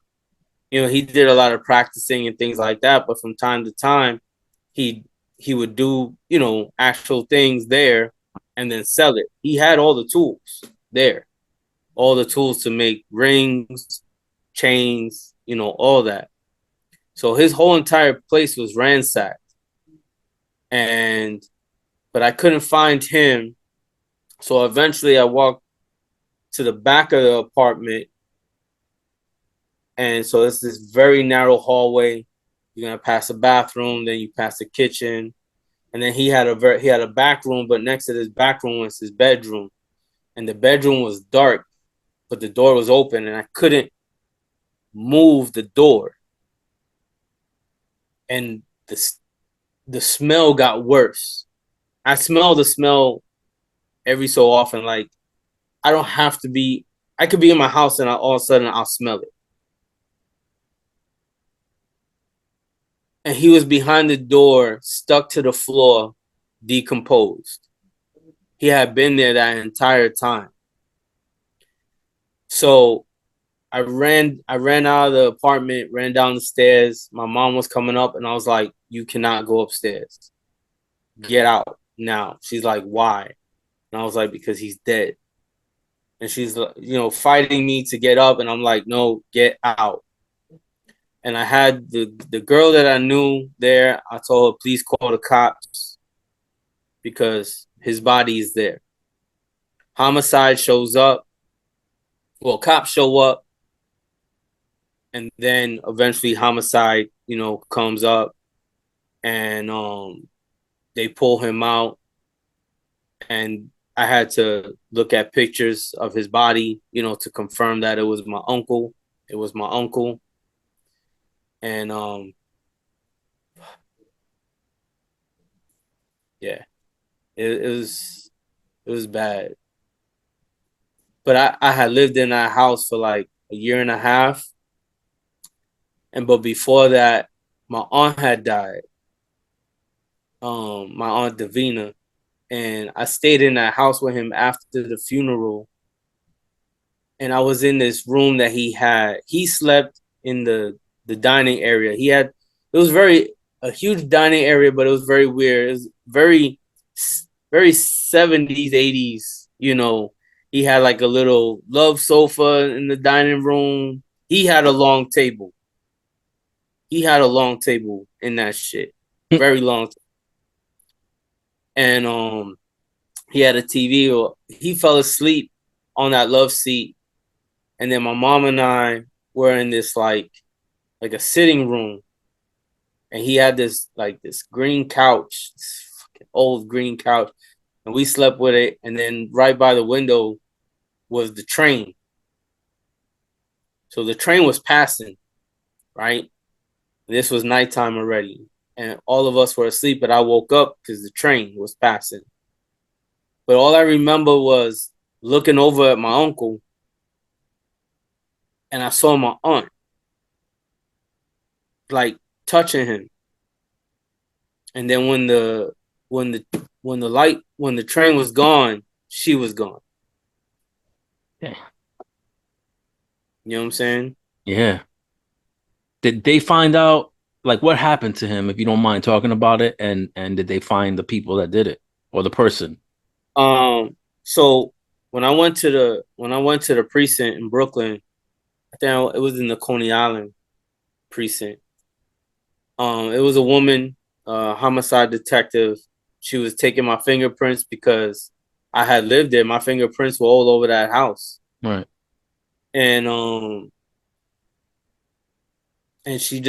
I remember her telling me leave it alone because during that time when we had left, around that time when we had left, but not even, yeah, about that time when we were leaving to go back to Weehawken, the Hungarians and the Russians were coming in, and they were buying all the buildings so they could make brothels because the time that I was still there and I was living with him, I was outside one night just smoking a blunt by myself, waiting for a friend to come.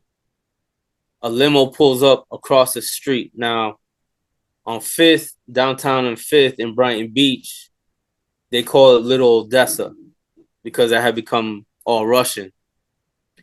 On the other side of the street, on the corner, on the left hand side, the end of that street, they created a red room. And obviously, you weren't allowed to be anything else but Russian to go in that place. Right. But a limo pulls up and it's fucking Giuliani. And I'm sitting out there smoking a blunt and I'm watching Giuliani go into the red room. And yeah, it was crazy. Giuliani, was he not supposed to be going to that red room? So in that red room, it was ran by Russian mobs. So everything in that area was at that time was being bought up by Russian mobs. And the buildings that my uncle had lived in that building, that very building, that very fucking apartment, he's lived in that shit. Fuck. When he fled Cuba. He had they had lived in that apartment since then. So So you think it you was like an operation to get rid of him so they could like eventually get everybody out of that building and then just take over? that's what was told, but I remember living there and I remember being in this laundry on my block in Brooklyn, and I was washing clothes, and this homeless dude came in because they were hiring homeless people as gunmen.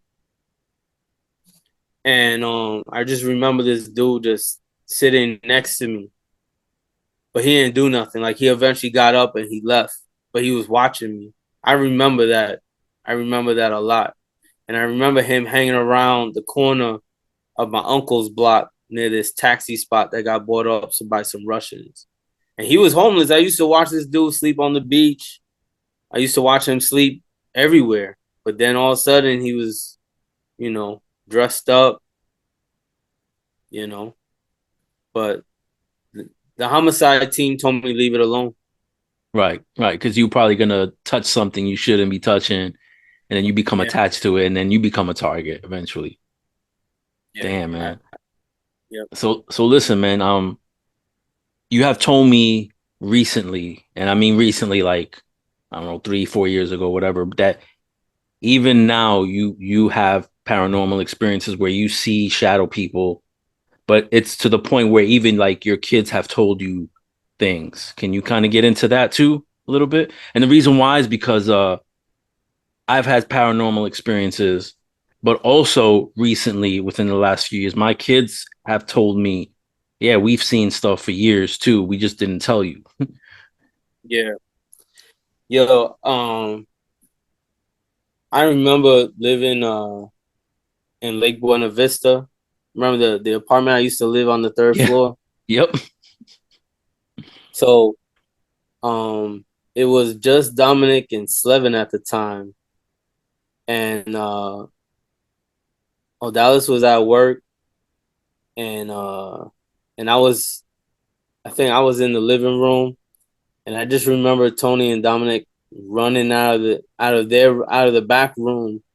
I think they were in my room, like just playing, on the bed, whatever. But they ran out because they said that an old woman, came out of our closet and asked them if they wanted candy. Yeah. So I remember, laughing about it, but I was like, okay, because they were fucking, like, I could see how scared they were. I went back there and I opened the closet. It wasn't a very big closet. It was a walk-in, but it wasn't very big, and there was nothing there. But I remember, like, I don't know if it was the same night or whatever. I had been going to school, and I was doing online, and I had to have to do presentations. I had a camera on my computer, and Odalis was at work. I remember that, so she wasn't home. It was just me and the boys again, and I just remember, setting up my camera, but I saw something, and I lost the footage. I had the footage, and I freaking lost it. I was so mad. I tried to go on my MySpace and find it because that's where I had it. All right.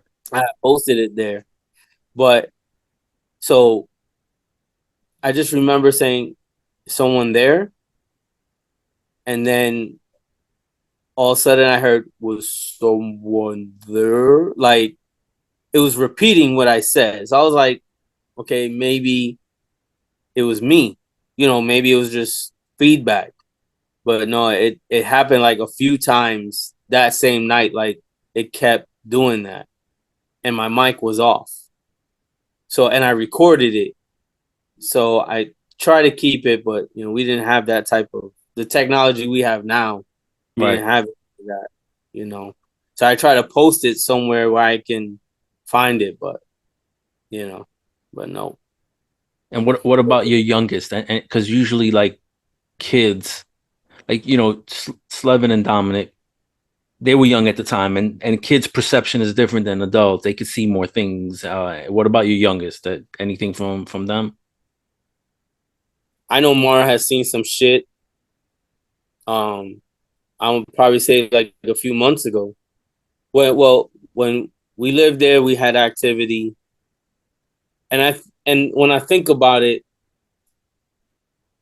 I mean, no one ever got hurt, but it was like things would appear. When I lived in Palm Springs in Kissimmee, in that building over there, I lived on the first floor and I lived on the second floor. I lived in two different buildings, and there was a child. Right. So there was a child that would draw on the doors, and I got little kids at this point. I have Slevin, I have Mara. I mean, she's a baby, but she could walk around. Slevin was very young. I think he was like 4, maybe 5. Dominic was young. Tony was, almost into his teens. And Odalis was working for one of the resorts, so she was never home. And then it was just like when it became nighttime in that apartment, it became nighttime. Right. And we weren't very active people in that house. It was pretty much we were just living there to live there to like hopefully eventually get out. But you would see a child run around, and I'm like, I'd be in my bed, yo, go to sleep. And then I get up because I see the person run by, and I'm like, did I just say something? So I get up, and my kids are in bed, Like knocked out. knocked out. My kids were in bed. So I'm like, fuck. So then I went to the bathroom one day, to like, whatever. And when I'm walking out the door, there's drawings on the door. And I'm like, yo, your mom sees this, she's gonna flip out, and then I'm gonna get in trouble because whatever. And they were like, Daddy, we didn't draw on the door. It was the little boy. And I was like, what little boy? Oh, the little boy that's in our closet. And I was like, what little boy in your closet? So every time I go in the closet, there was nothing there. But there was one time where, and I think Odalis was home too that day, the bathroom door just opens up and there's more drawings on the door and you hear a giggle. No fucking way. Yeah. And it was just like, okay, now we gotta go. We gotta go. So eventually we stayed with a friend of hers, and then got ourselves back on our feet. So we went back there because it was the cheapest. we lived on the second floor apartment, and it was just more activity in that house too. Not as much as the other one though, Right. but there was some activity in that one. And I've had activity in this house, Right. So you listen, know. Palm Springs, right? Mm-hmm. I don't know if you remember like the streets near it, but if you walk down, there's a street called Amberwood. Uh-huh. Okay, so I used to live on Amberwood. That's the first place I lived at when I moved to Florida from New York. So I went to Osceola High School, and a lot of students lived in Palm Springs. So I would Mm-hmm. go in there to hang out. That place is haunted. I don't know if you knew that. No. Just off rip is fucking haunted. So there used to be this girl there that I used to hang out with. I think her name was Dina, white chick, and she did this, and I was there with her. She did this Ouija board ceremony there. This was in 90, 91, 92. Mm-hmm. But she opened something but didn't close it because shit got like really crazy. But ever since then, like that place has been haunted, man. Ever since then. So that's why you having that activity there, bro. That's yeah. That's crazy to know that because I didn't know that. And so what's Man, going on here in your place now? this thing, this thing's moving when they shouldn't be moving. For You real, know. like Yeah. No. I want to say like a couple of months ago, like Odalis hates hearing this shit, but um, I like where I'm sitting right now is where I work. Right, like I work from home. So and then behind my chair is my bed. So Ode one day Mara came in and she sat on my chair and she looked at Odalis and Odalis is like, "What?" She goes, "Oh, you didn't see the man that was just here staring at you?" And she's like, "No, what?" She's like, "Go, go, go." She dismissed it. But there's been a lot of activity in this house. A lot of activity. Like shit will just fall to fall. It's like it's been there the entire time and it'll just topple over, you know. And things would be like move. Like you'll be looking at something, you'll move. I'll look from the side of my eye, I'll see somebody there, and then I'll look and there's nobody there, but you feel like somebody's there. There's been I want to say in the last we've been here 4 years already, going I think 5, and there's been a lot of activity in this house.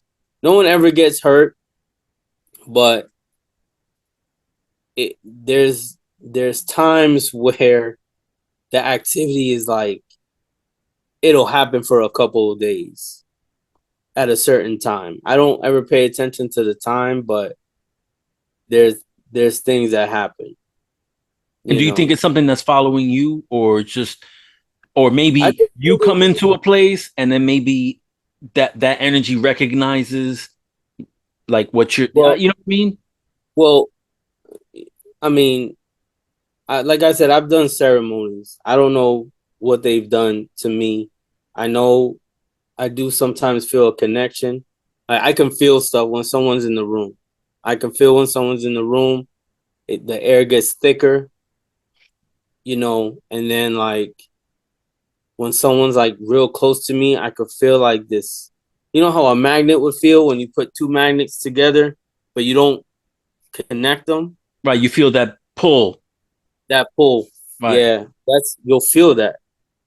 There's been times where I'm in the kitchen and I'm cleaning and I'm doing something, and all of a sudden it's like I needed something, and all of a sudden that thing that I need, like seasoning, will be in front of me, and I had not grabbed it. Stuff like that. Like that's the type of stuff that happens in the house. And then my sister lives here with me, so and she's very connected to that world, very connected to that world. So I'm And is she always, seeing stuff at your house? oh yeah, oh yeah. I mean, she can see. Right. You know what I'm Right. saying? Like we see little silly things, right? Like I'll see a cup fall, or like the seasoning appear in front of me, or I'll see somebody walk by, that had probably had been standing there the whole entire time. Or I mean, she, even though Dallas, like, she can't deny the things that she's seen. The kids have seen stuff, and it's like sometimes, as a parent, as an older person, a parent, you're like, okay, whatever, you kind of shun it. But my, it's funny when my sister confirms shit. Oh, like she'll be like, oh yeah, yeah, I know who you're talking about, stuff like that. Because she has something that follows her, correct? Oh yeah, yeah, she has something that follows her. Yeah. And it's not that you're seeing. I, honestly, I don't know. Okay. I don't know. I know spirits come to visit her because they come to talk to her. So I'm pretty sure. I don't know who's lived here in the past, or what's happened in the past, but I know she's very connected to that world, and she can see, like, if they're right there. Like Right. I'm She looking at sees you dead right now, people. and you're there. Right. Yeah, she can. They come to her. They talk to her. It scares her, even though she's been doing this for years, decades. I mean, it still scares her. Like they wake her up in her sleep. Oh wow. To You just know, get just to talk to her. to talk to her. Yeah, and she'll tell them go away. She's done. She's made us do cleansings in this Right. house, each individual person, because sometimes it's like I said, it's gotten like the cup has gotten very full, and it starts to leak. And then my sister's on some. No, this is not happening, because then bad things start to, like, she'll see like little things, like certain energy, certain moods, certain attitudes. Like, there was I think last year, I don't know, somewhere in the middle of the year, like I was going through some like deep anxiety shit, like for no reason. Like, Yeah, I could tell by some of the posts you were putting up. yeah, like, yo, I mean, even I've Like had, paranoid, like paranoid. So to me, it felt like you yeah, were paranoid. yeah, and there was times that I just wanted to exit stage left. Like I just that's the type of feeling I had. Like I had a conversation with Odalis about it. Like I just wanted to off myself. Like I did not want to be here. But that's the type of energy that I was feeling. I don't feel that anymore. But yeah, my sister had to do like a huge cleansing last year, and it worked, you know. But like I said, it happens from time to time. Like things just happen in this house constantly. And it Damn. was even before she got here, so it's not. I can't say, "Oh, it's my sister's fault," Right. whatever. It's like, no, it was happening before, because she would come visit us and just be like, "Yeah, you don't see that? No." She goes, "Yeah, there's someone standing right in your hallway right now." And are these Think, different entities? Like they're different people entities, or is it yes, just like the old man? no, no, it's different entities. I guess passing through or whatever, but a lot of them, like, we used to smell cigarette smoke, Yeah, I smell so that a we would lot. so we would run in the room, in the kids' room, be like, you know, but nah, none of them are smoking. We don't smoke, we don't do none of that. So, and my sister don't smoke. My brother-in-law don't smoke. So just to smell that, but my sister's like, oh yeah, there's a person that came to visit me and he smokes. So What it's about like, like perfume? Because I know I smell perfume that I know is not my wife's perfume. oh yeah, oh yeah, for sure. Yeah, like perfumes, like, or just certain scents. It's like it's just very off, you know. So the Hispanic women in this house do what they do. Fabuloso, the whole house. Yeah, Fabuloso. Yep, he definitely needs Fabuloso. The whole house. Clean the whole house. I But got you. but yeah, I mean, it's like a fluctuation. It's like a passing. Like they come and they go, and it's always when we don't. We'll just be sitting there like, oh, Dallas and I be watching TV, whatever, just hanging out, whatever, and all of a sudden we'll see something, and we'll just look at each other and be like, nope, nope, Not tonight, Satan. not today, not today, not today. Fuck all that. Yeah. So let's segue into like something more fun because I know that you're like some people say, yeah, I'm into horror, but they're not into horror like you're into horror movies and shit, man. So let's get into like the beginnings, bro. When did you really start like loving horror? What was like the first horror film that you remember that getting you into that whole genre? Um, I got to see Night of the Living Dead in black and white in the movie theater. My mom tried to, I guess she wanted to scare me because, you know, like I didn't watch movies like that in the house, so we would have to go to the Deuce, in the city.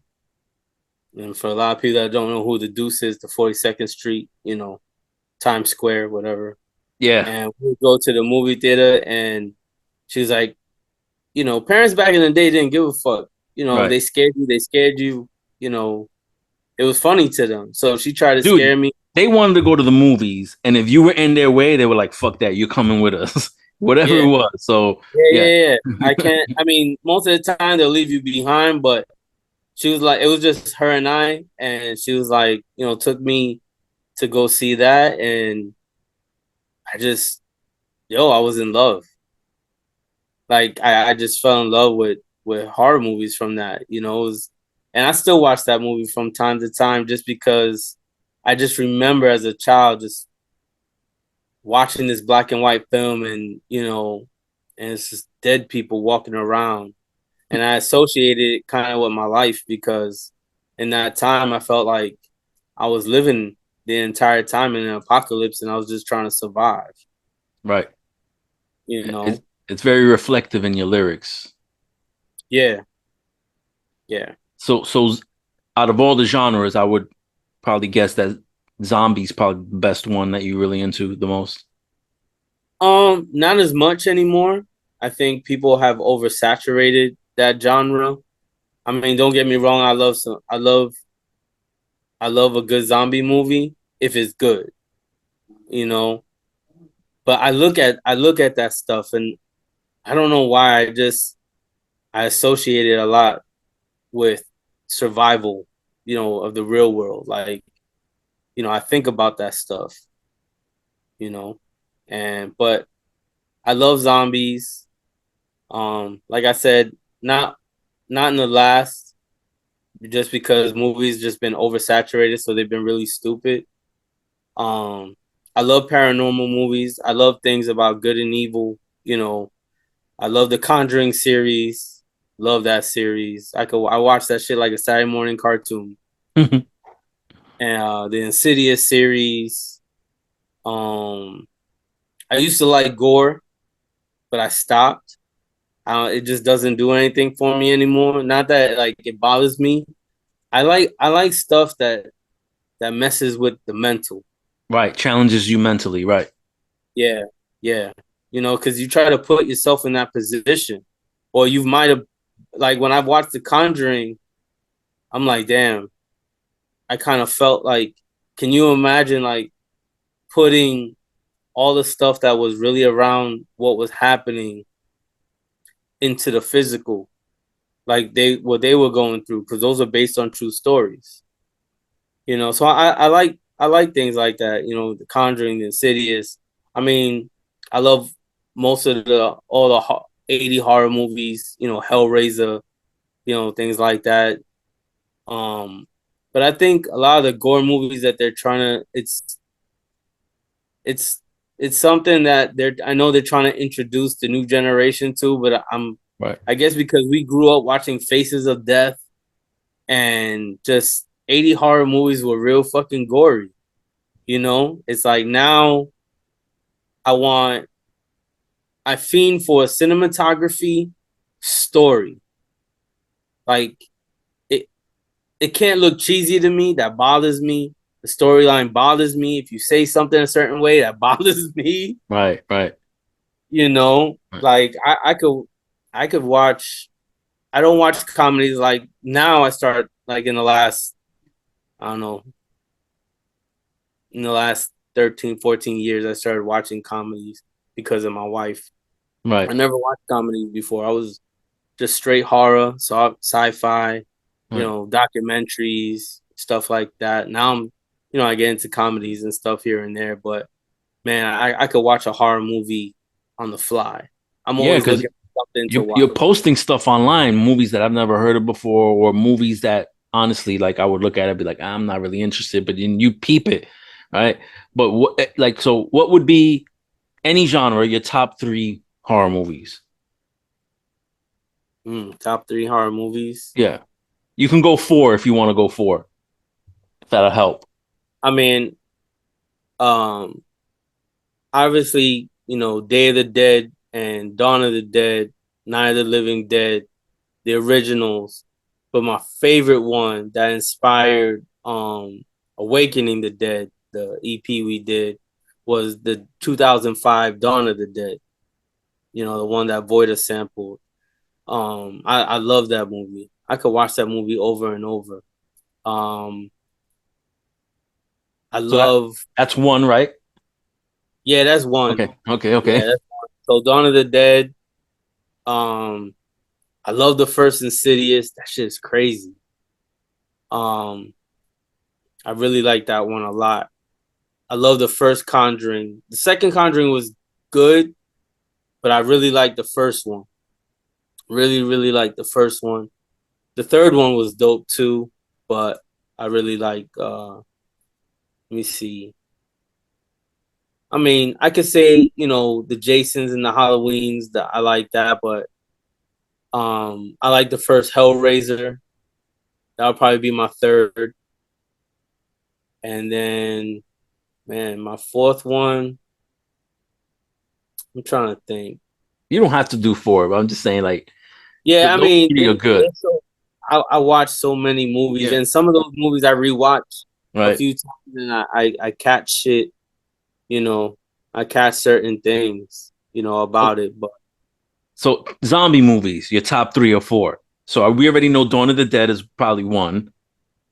yeah, Dawn of the Dead, Land of the Dead was dope. That Land of the Dead, that was George A. Romero. Um, and Diary of the Dead was dope. There's a movie called Alive, hashtag Alive. I don't know Yeah, I if you've seen seen. that Korean one.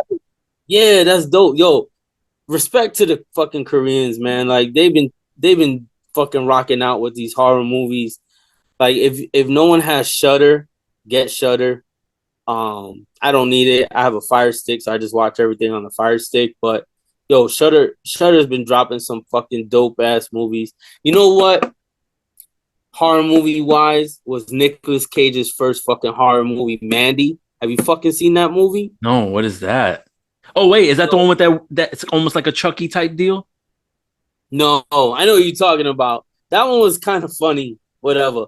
But his first horror movie that, like, I guess he had fell off the grid and he wasn't really doing anything like big movies anymore. So I guess he wanted to like insert himself into the like sci-fi horror, community. So he did this movie called Mandy. And yo, I saw it sober and I saw it fucked up. That movie, Yeah. Okay. yeah, I'll that put it on my movie's list. funny. I'll Yeah, put it on. yeah, watch that movie. Mandy's fucking dope. Like even though, like she's like, "What are you watching?"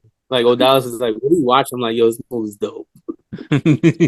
It's like it's him wigged out and he got to fucking, I don't know, battle these fucking demons. I don't know. It's fucking really wigged out. It's Okay, dope. so you mentioned like the Korean, like all of a sudden with Train to Busan and hashtag Yo, Alive. Train to Busan. Busan is You know, nasty. there's a part two. But did it come out already or not? I know I saw It's been trailers. out. It's called Peninsula.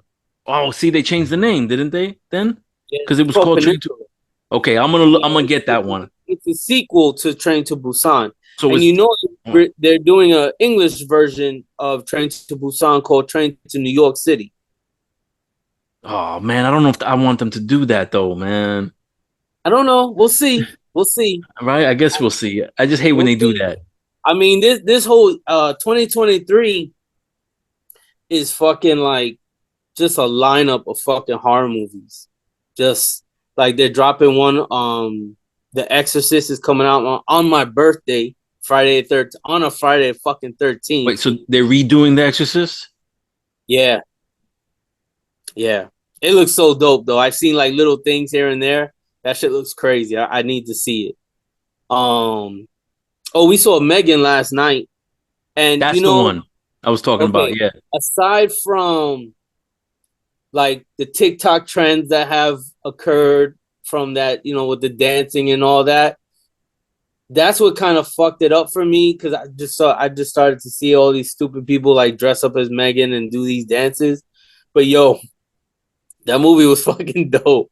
Is It it? was Okay. fucking Okay. yeah, it was dope. I enjoyed it. Like James Wan, like that's a James Wan movie, and he had disappointed me with oh fuck, Malignant. I fucking hated that. My movie was trash. At least to me, it was trash. Right. Like I know a lot of people are like, oh, that movie's dope. No, that movie was not dope. If they would have done like a story about the backstory, because the backstory was dope. Because the girl, um, she has like a sibling, but the sibling's attached to her in the back of her head, and they have two different brains. So and it wants to do what it wants to do, and she wants to try to live her own life, and nah, that ain't happening. But eventually they fucking sync, and they go crazy and shit like that. But I don't know. I thought it was stupid. I didn't enjoy it. Like I sat there like wanting to see this movie, and it just It it was fuck. disappointed you. It disappointed. That was definitely a disappointment. I'm always watching random horror movies, man, just because I wanna see stuff. There's a South African one where this it's on Netflix. I have to look for the name, but there's this family that go to a refugee home, and there's spirits in that house. That was dope. That was a real dope one. Another Korean one that was good was about this hole in this house, and the hole in this house tells the story on how someone was murdered, and it just gets into the spirit, like the spirit, and like I guess it tells a story. It was good. That shit was good too. I gotta remember the name of that one. There's a short like mini series on Netflix. I don't know if it's still there, about a witch.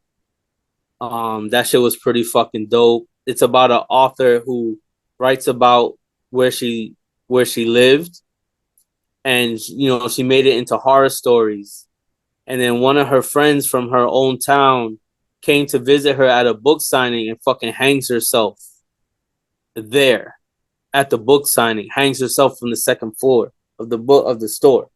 What? And fucking then she finds like, okay, I need to go back and visit. So she starts to visit like all these people, and then like the person that hung herself, her mom was bewitched by a fucking demon too. She's not the witch, but she's fucking like she was besieged by that fucking like by a demon.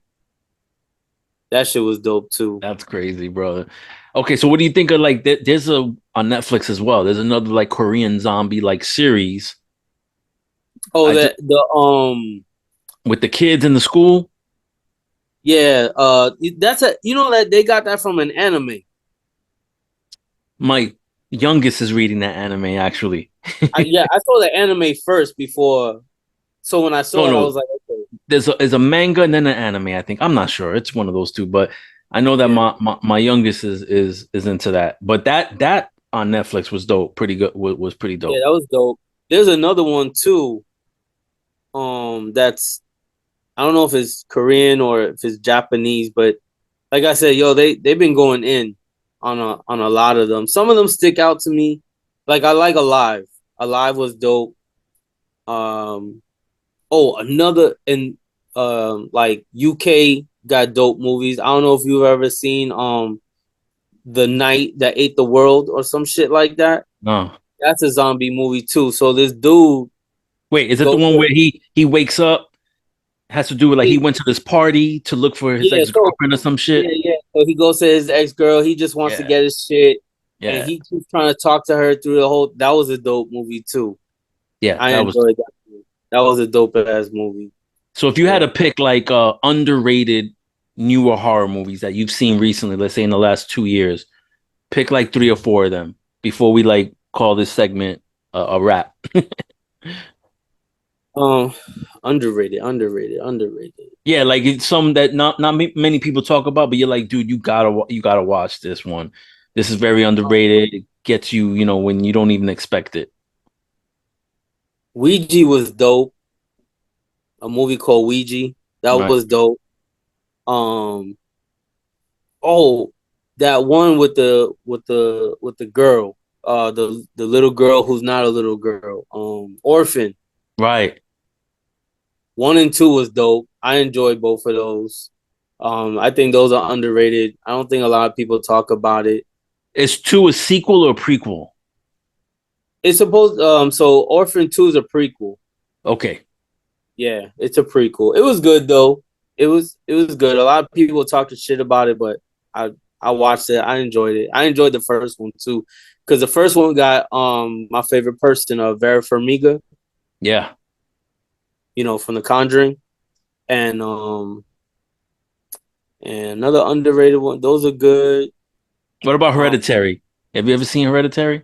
hell yeah. Hereditary was dope. I enjoyed that one. There's some Easter eggs I heard in that one, so I gotta watch it again. They say there's a lot of Easter eggs, like real shit about that movie that they're trying to tell you about. Right. Um, there was a Swedish film. What's that Swedish film?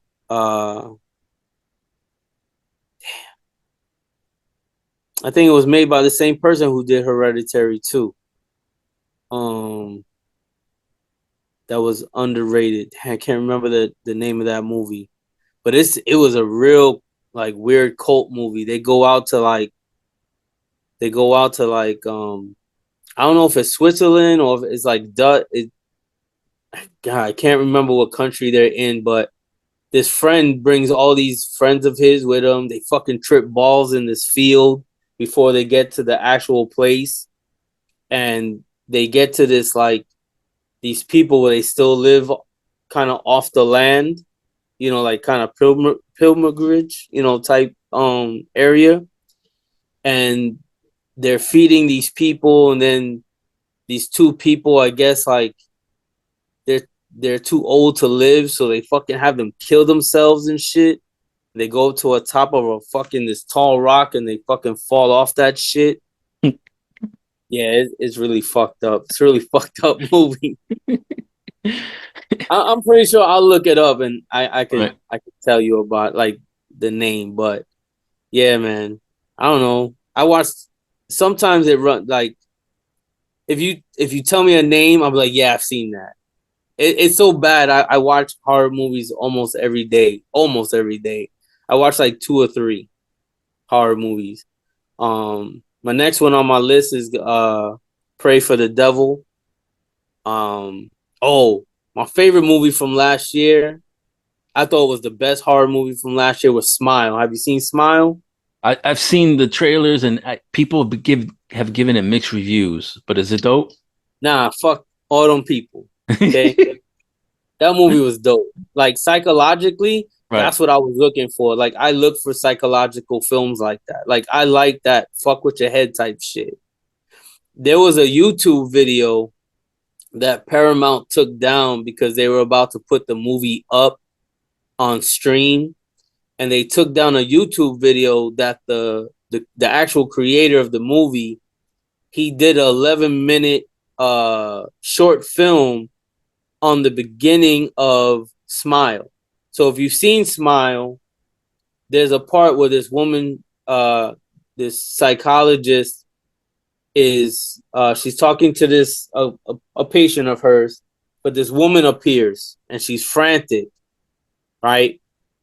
And so this 11-minute film that is gone tells the story of what she went through, because what happens is when you see somebody else's death, then this thing comes for you. You know, Right. it comes to you. It's yo, you gotta watch it. It's dope. I like it a lot. I like it a lot. We went to the movies the first day it came. Nobody wanted to go except for my sister. She's into that shit too. Right, right, She loves horror too, um, but yeah, that was. I think that had been my favorite film of last year because there really wasn't much that I enjoyed. Like I watched stuff here and there, and it was good, but you know, Smile was probably my favorite one. right. I watched Halloween Ends. That shit was whack. Um, damn, what else? What was wrong with that Halloween Ends one? Was it just like too? You think it was rushed, or it just didn't have I think it enough? was yo the way they killed him off. That shit was it was dumb. Like you know, if you know how Michael Myers is, it's just like nah, that shit's whack. And it wasn't even about him. And then at some point he synced mentally with this one guy, and then he tried to fucking kill Michael Myers because he wanted to have Michael Myers' stature. It was just dumb. They should have just left it alone. Right. They should have Yeah. just left that shit alone. I guess it's good just sometimes to just leave things as they are, let it ride into the sunset. Don't Yeah, touch it anymore. yeah. Don't touch it no more. Don't touch it. Um, man, yeah. I watch a lot of horror movies, man. Like a lot. And I don't know. Sometimes they run. they just run with me. You Yeah. know. All right, my man. So listen, are you going to do anything? Are you going to drop eventually an album with Void? I mean, another book? Like, I know you're busy, you got fam, all this stuff's going on, but like, you're an artist, man. I feel like you got to put something out at least. Man, like I haven't been wanting. It's funny. So Void has been working with one of the low lives, right? He's actually a student of Papa Wu.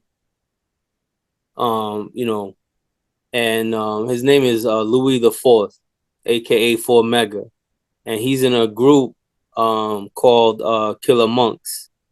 This dude is dope. Like he's fucking like really dope. He brings back that like conscious boom bap, and he's been working with Void, and I was supposed to do a project with both of them, and then it just kind of fizzled away, and I think it's my fault because I kind of like stopped talking about the project, and I don't know, like I love I love this culture, I love this music, but sometimes I'm just like, after like losing all my equipment and things like that, I'm just like, fuck, you know. But I saw him that night, that I was talking about, hip hop being in the building and it being wall to wall, because there was nothing but artists everywhere, like real dope artists. Like you had OGs, and then you had new artists, coming up. Um, so him and I were talking, and I told him let's just get together. Let's sit down. Let's listen to a couple of beats, and let's just drop a four track EP just to give to the people. Just some fucking lyrical hip hop shit. Just let's just go off of that. Something I could feel, because I was like I've always loved this culture, right? I will always love music. I will always love the fact that it gave me the opportunity to meet the people that I've met. You one of them. um Void and other people that I've met that are close to me, because this culture has like created like a little family for me, like people who I consider like brothers, cousins, like not just associates or anything like that. Like this culture for me is for real, and the music for me is real. Like, but it's been bad. Like I have not been wanting to write at all. Like I don't want to write poetry. I don't want to write lyrics.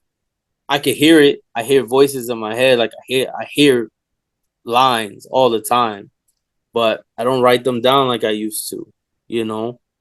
And but being at that place and talking to him, to Louis, it was like, yo, come on. Like he's been like a big influence, just like you. Like, yo, you gonna do something, you're gonna do something, you're gonna do something. Oh, Dallas does the same thing, you know. She goes, you ever gonna do music again? And I'm just like, I don't know, Right. you know. You have But to be ready. You have to be ready to do it when it happens. yeah, yeah. I mean, I'm not pouring out like I used to. Like, Right. I used to send y'all texts, or all of a sudden I'll show you this paper I had, like, here, read this, and you're like, oh Right. shit.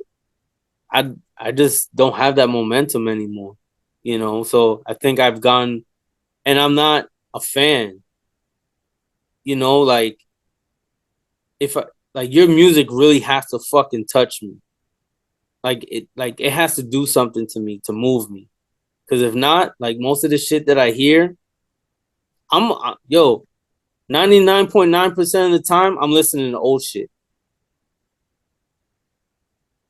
Right. I know dudes hate that, like, they hate it, but they say there's new music out there, and I'm just like, I know there's new music out there, but I'm not I'm not with it. It doesn't It sync doesn't with you.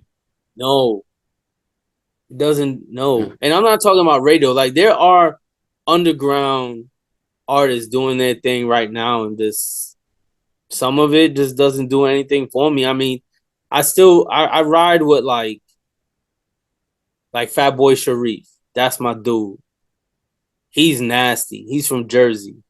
And he's got that, like, you gotta talk to him one time, because his style is not horror, and it's not, I don't know. He can explain it to you, but it's real dope. It's real abstract too. And that's what I like about it. He's super abstract. Yeah, Like, he's a type of MC. To me, he would be part of Def Jux if Def Jux was still around, or part of Rhyme Sayers or something like that. Like, yeah, but he would be like the dark, he would like to be the dark part of it. yeah, yeah, because he's like nasty as fuck. Like he says some nasty ass shit. No, he's dope. Um, Lifelong, he's still doing dope shit. Like, he got this one project with A Sharp called Gensu Blades. That shit is dope. Should definitely peep that. Mr. Cord from MHB, he does stuff. Mike Nichols, he's dope. Like, they do boom bap shit, like real shit. Like Masai Bay. Like, I like shit like that, like they re-released the C73 joint he did with BMS. Yeah, They re-released that, through Uncommon. Um there is a group called Certain Ones. My boy Witchcraft from MHB. He's in that crew. They're all dope. They're from, like, around the world, but they do random tracks. is witchcraft from South Africa? The witchcraft from South Africa, or is that a No, no, different this is witchcraft? a Okay, different one. This one's oh, okay, WHICHCRFAT.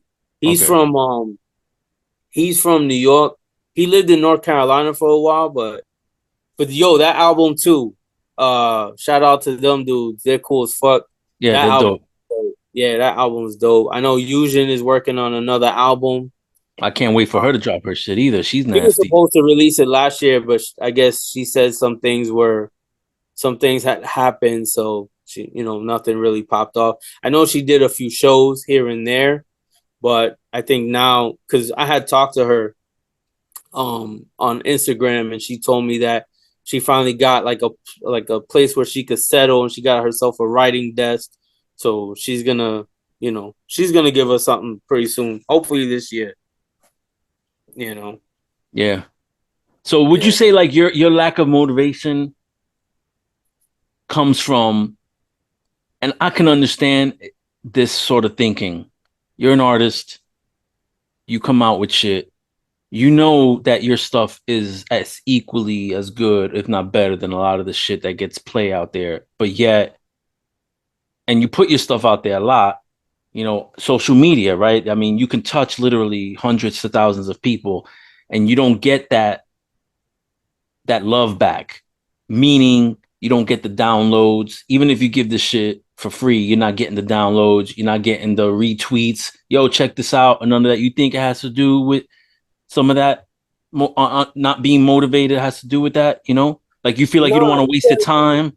no, because I don't make music for others. I make it for me. You Word. know, I've always made music for me because like if you dig it, yo, you dig it, right? Like, but when I put something together, I feel like I'm that person that just wants to like sit in front of this canvas and draw something really fucked up and then have you fucking sit there yourself and try to figure this shit out. What was he feeling at that time? What was the emotion? What was his attitude? What was his mood? What was the beat like? Was it the same beat that he fucking spit over? Like, because sometimes I could write to something else, to a different beat, and then spit on, you know, another beat. So you won't even know. But you know, I don't care if people like it or not. I just do it for me. If people dig it, cool. I mean, that makes me happy. You like it, Right. because the image in my head and the perception of what I'm building is really fucked up. So if you enjoy that, Then props I guess we're props fucked up to too. you. Yeah, you're as fucked up as I am. You know, I got you, but man. like in the last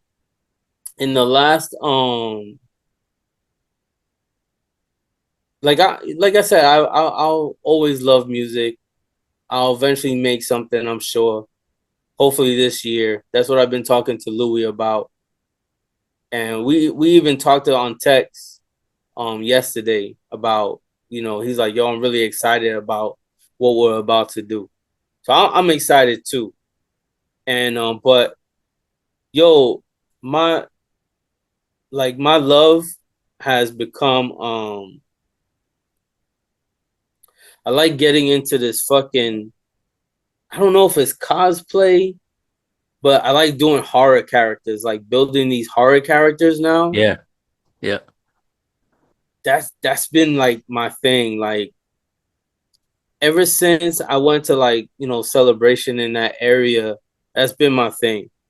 So get into it because people aren't gonna know what you're talking about.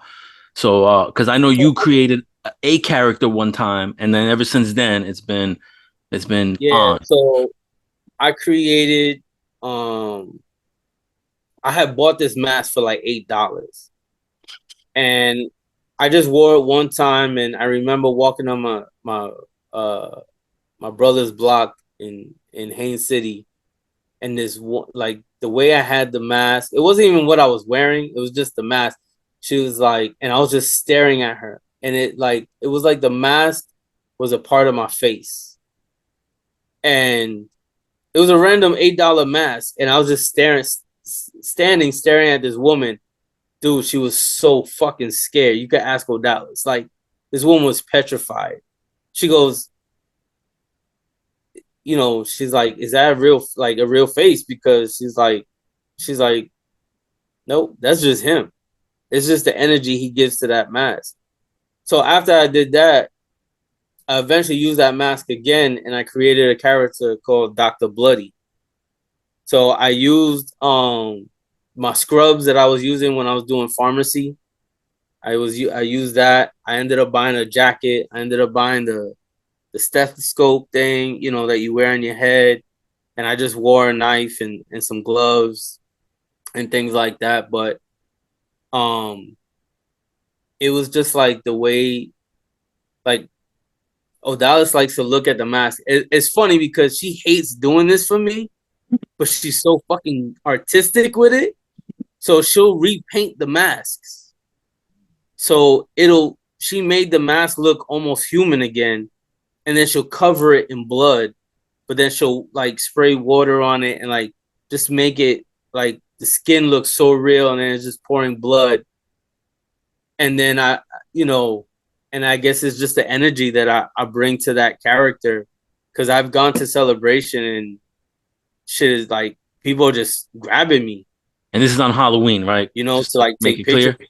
Yeah, yeah, and and then I did another character that I never brought outside. We did it because we did a Halloween party. I created a shadow demon, and there was another mask that I had bought that it was just the last mask there. It wasn't even the same color. Odalis looked at it. She painted it. I saw it with horns. She added horns for me, and then she created like fingers for me and all this other shit. And I just did the shadow demon. Then after that, I did Padre El Demonico. I did like a priest. I did that one. Um, and then recent last Halloween was my most favorite character. Still don't have a name for that character at all, but I had gotten this mask from Russia.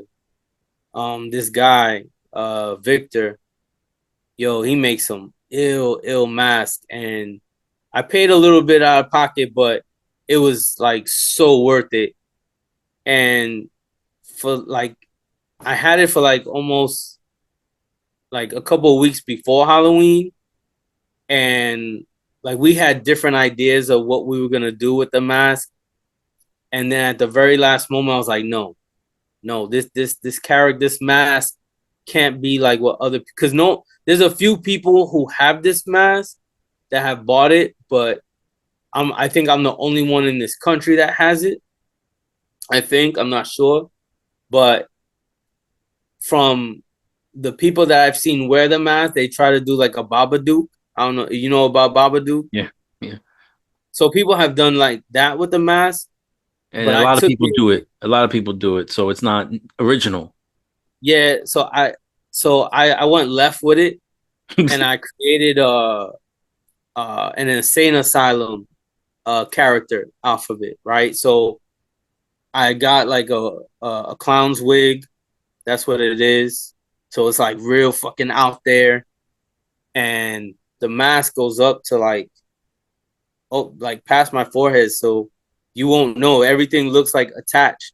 Right. And then I bloodied up the mask, not too much because the mask doesn't need it. And then we just went to town with the suit.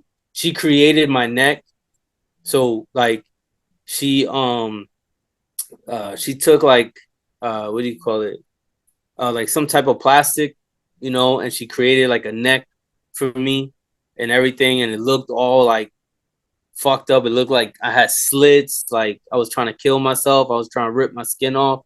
So it was all like that, all the way to the back. And I painted my hands, and I put like a pentagram in my hand. Um, man, and then last year we just walked into and this year I went with everybody, because last year, the year before, I didn't go with everybody, but this year I went with my sister, Odalis, my brother-in-law, my niece, and the kids.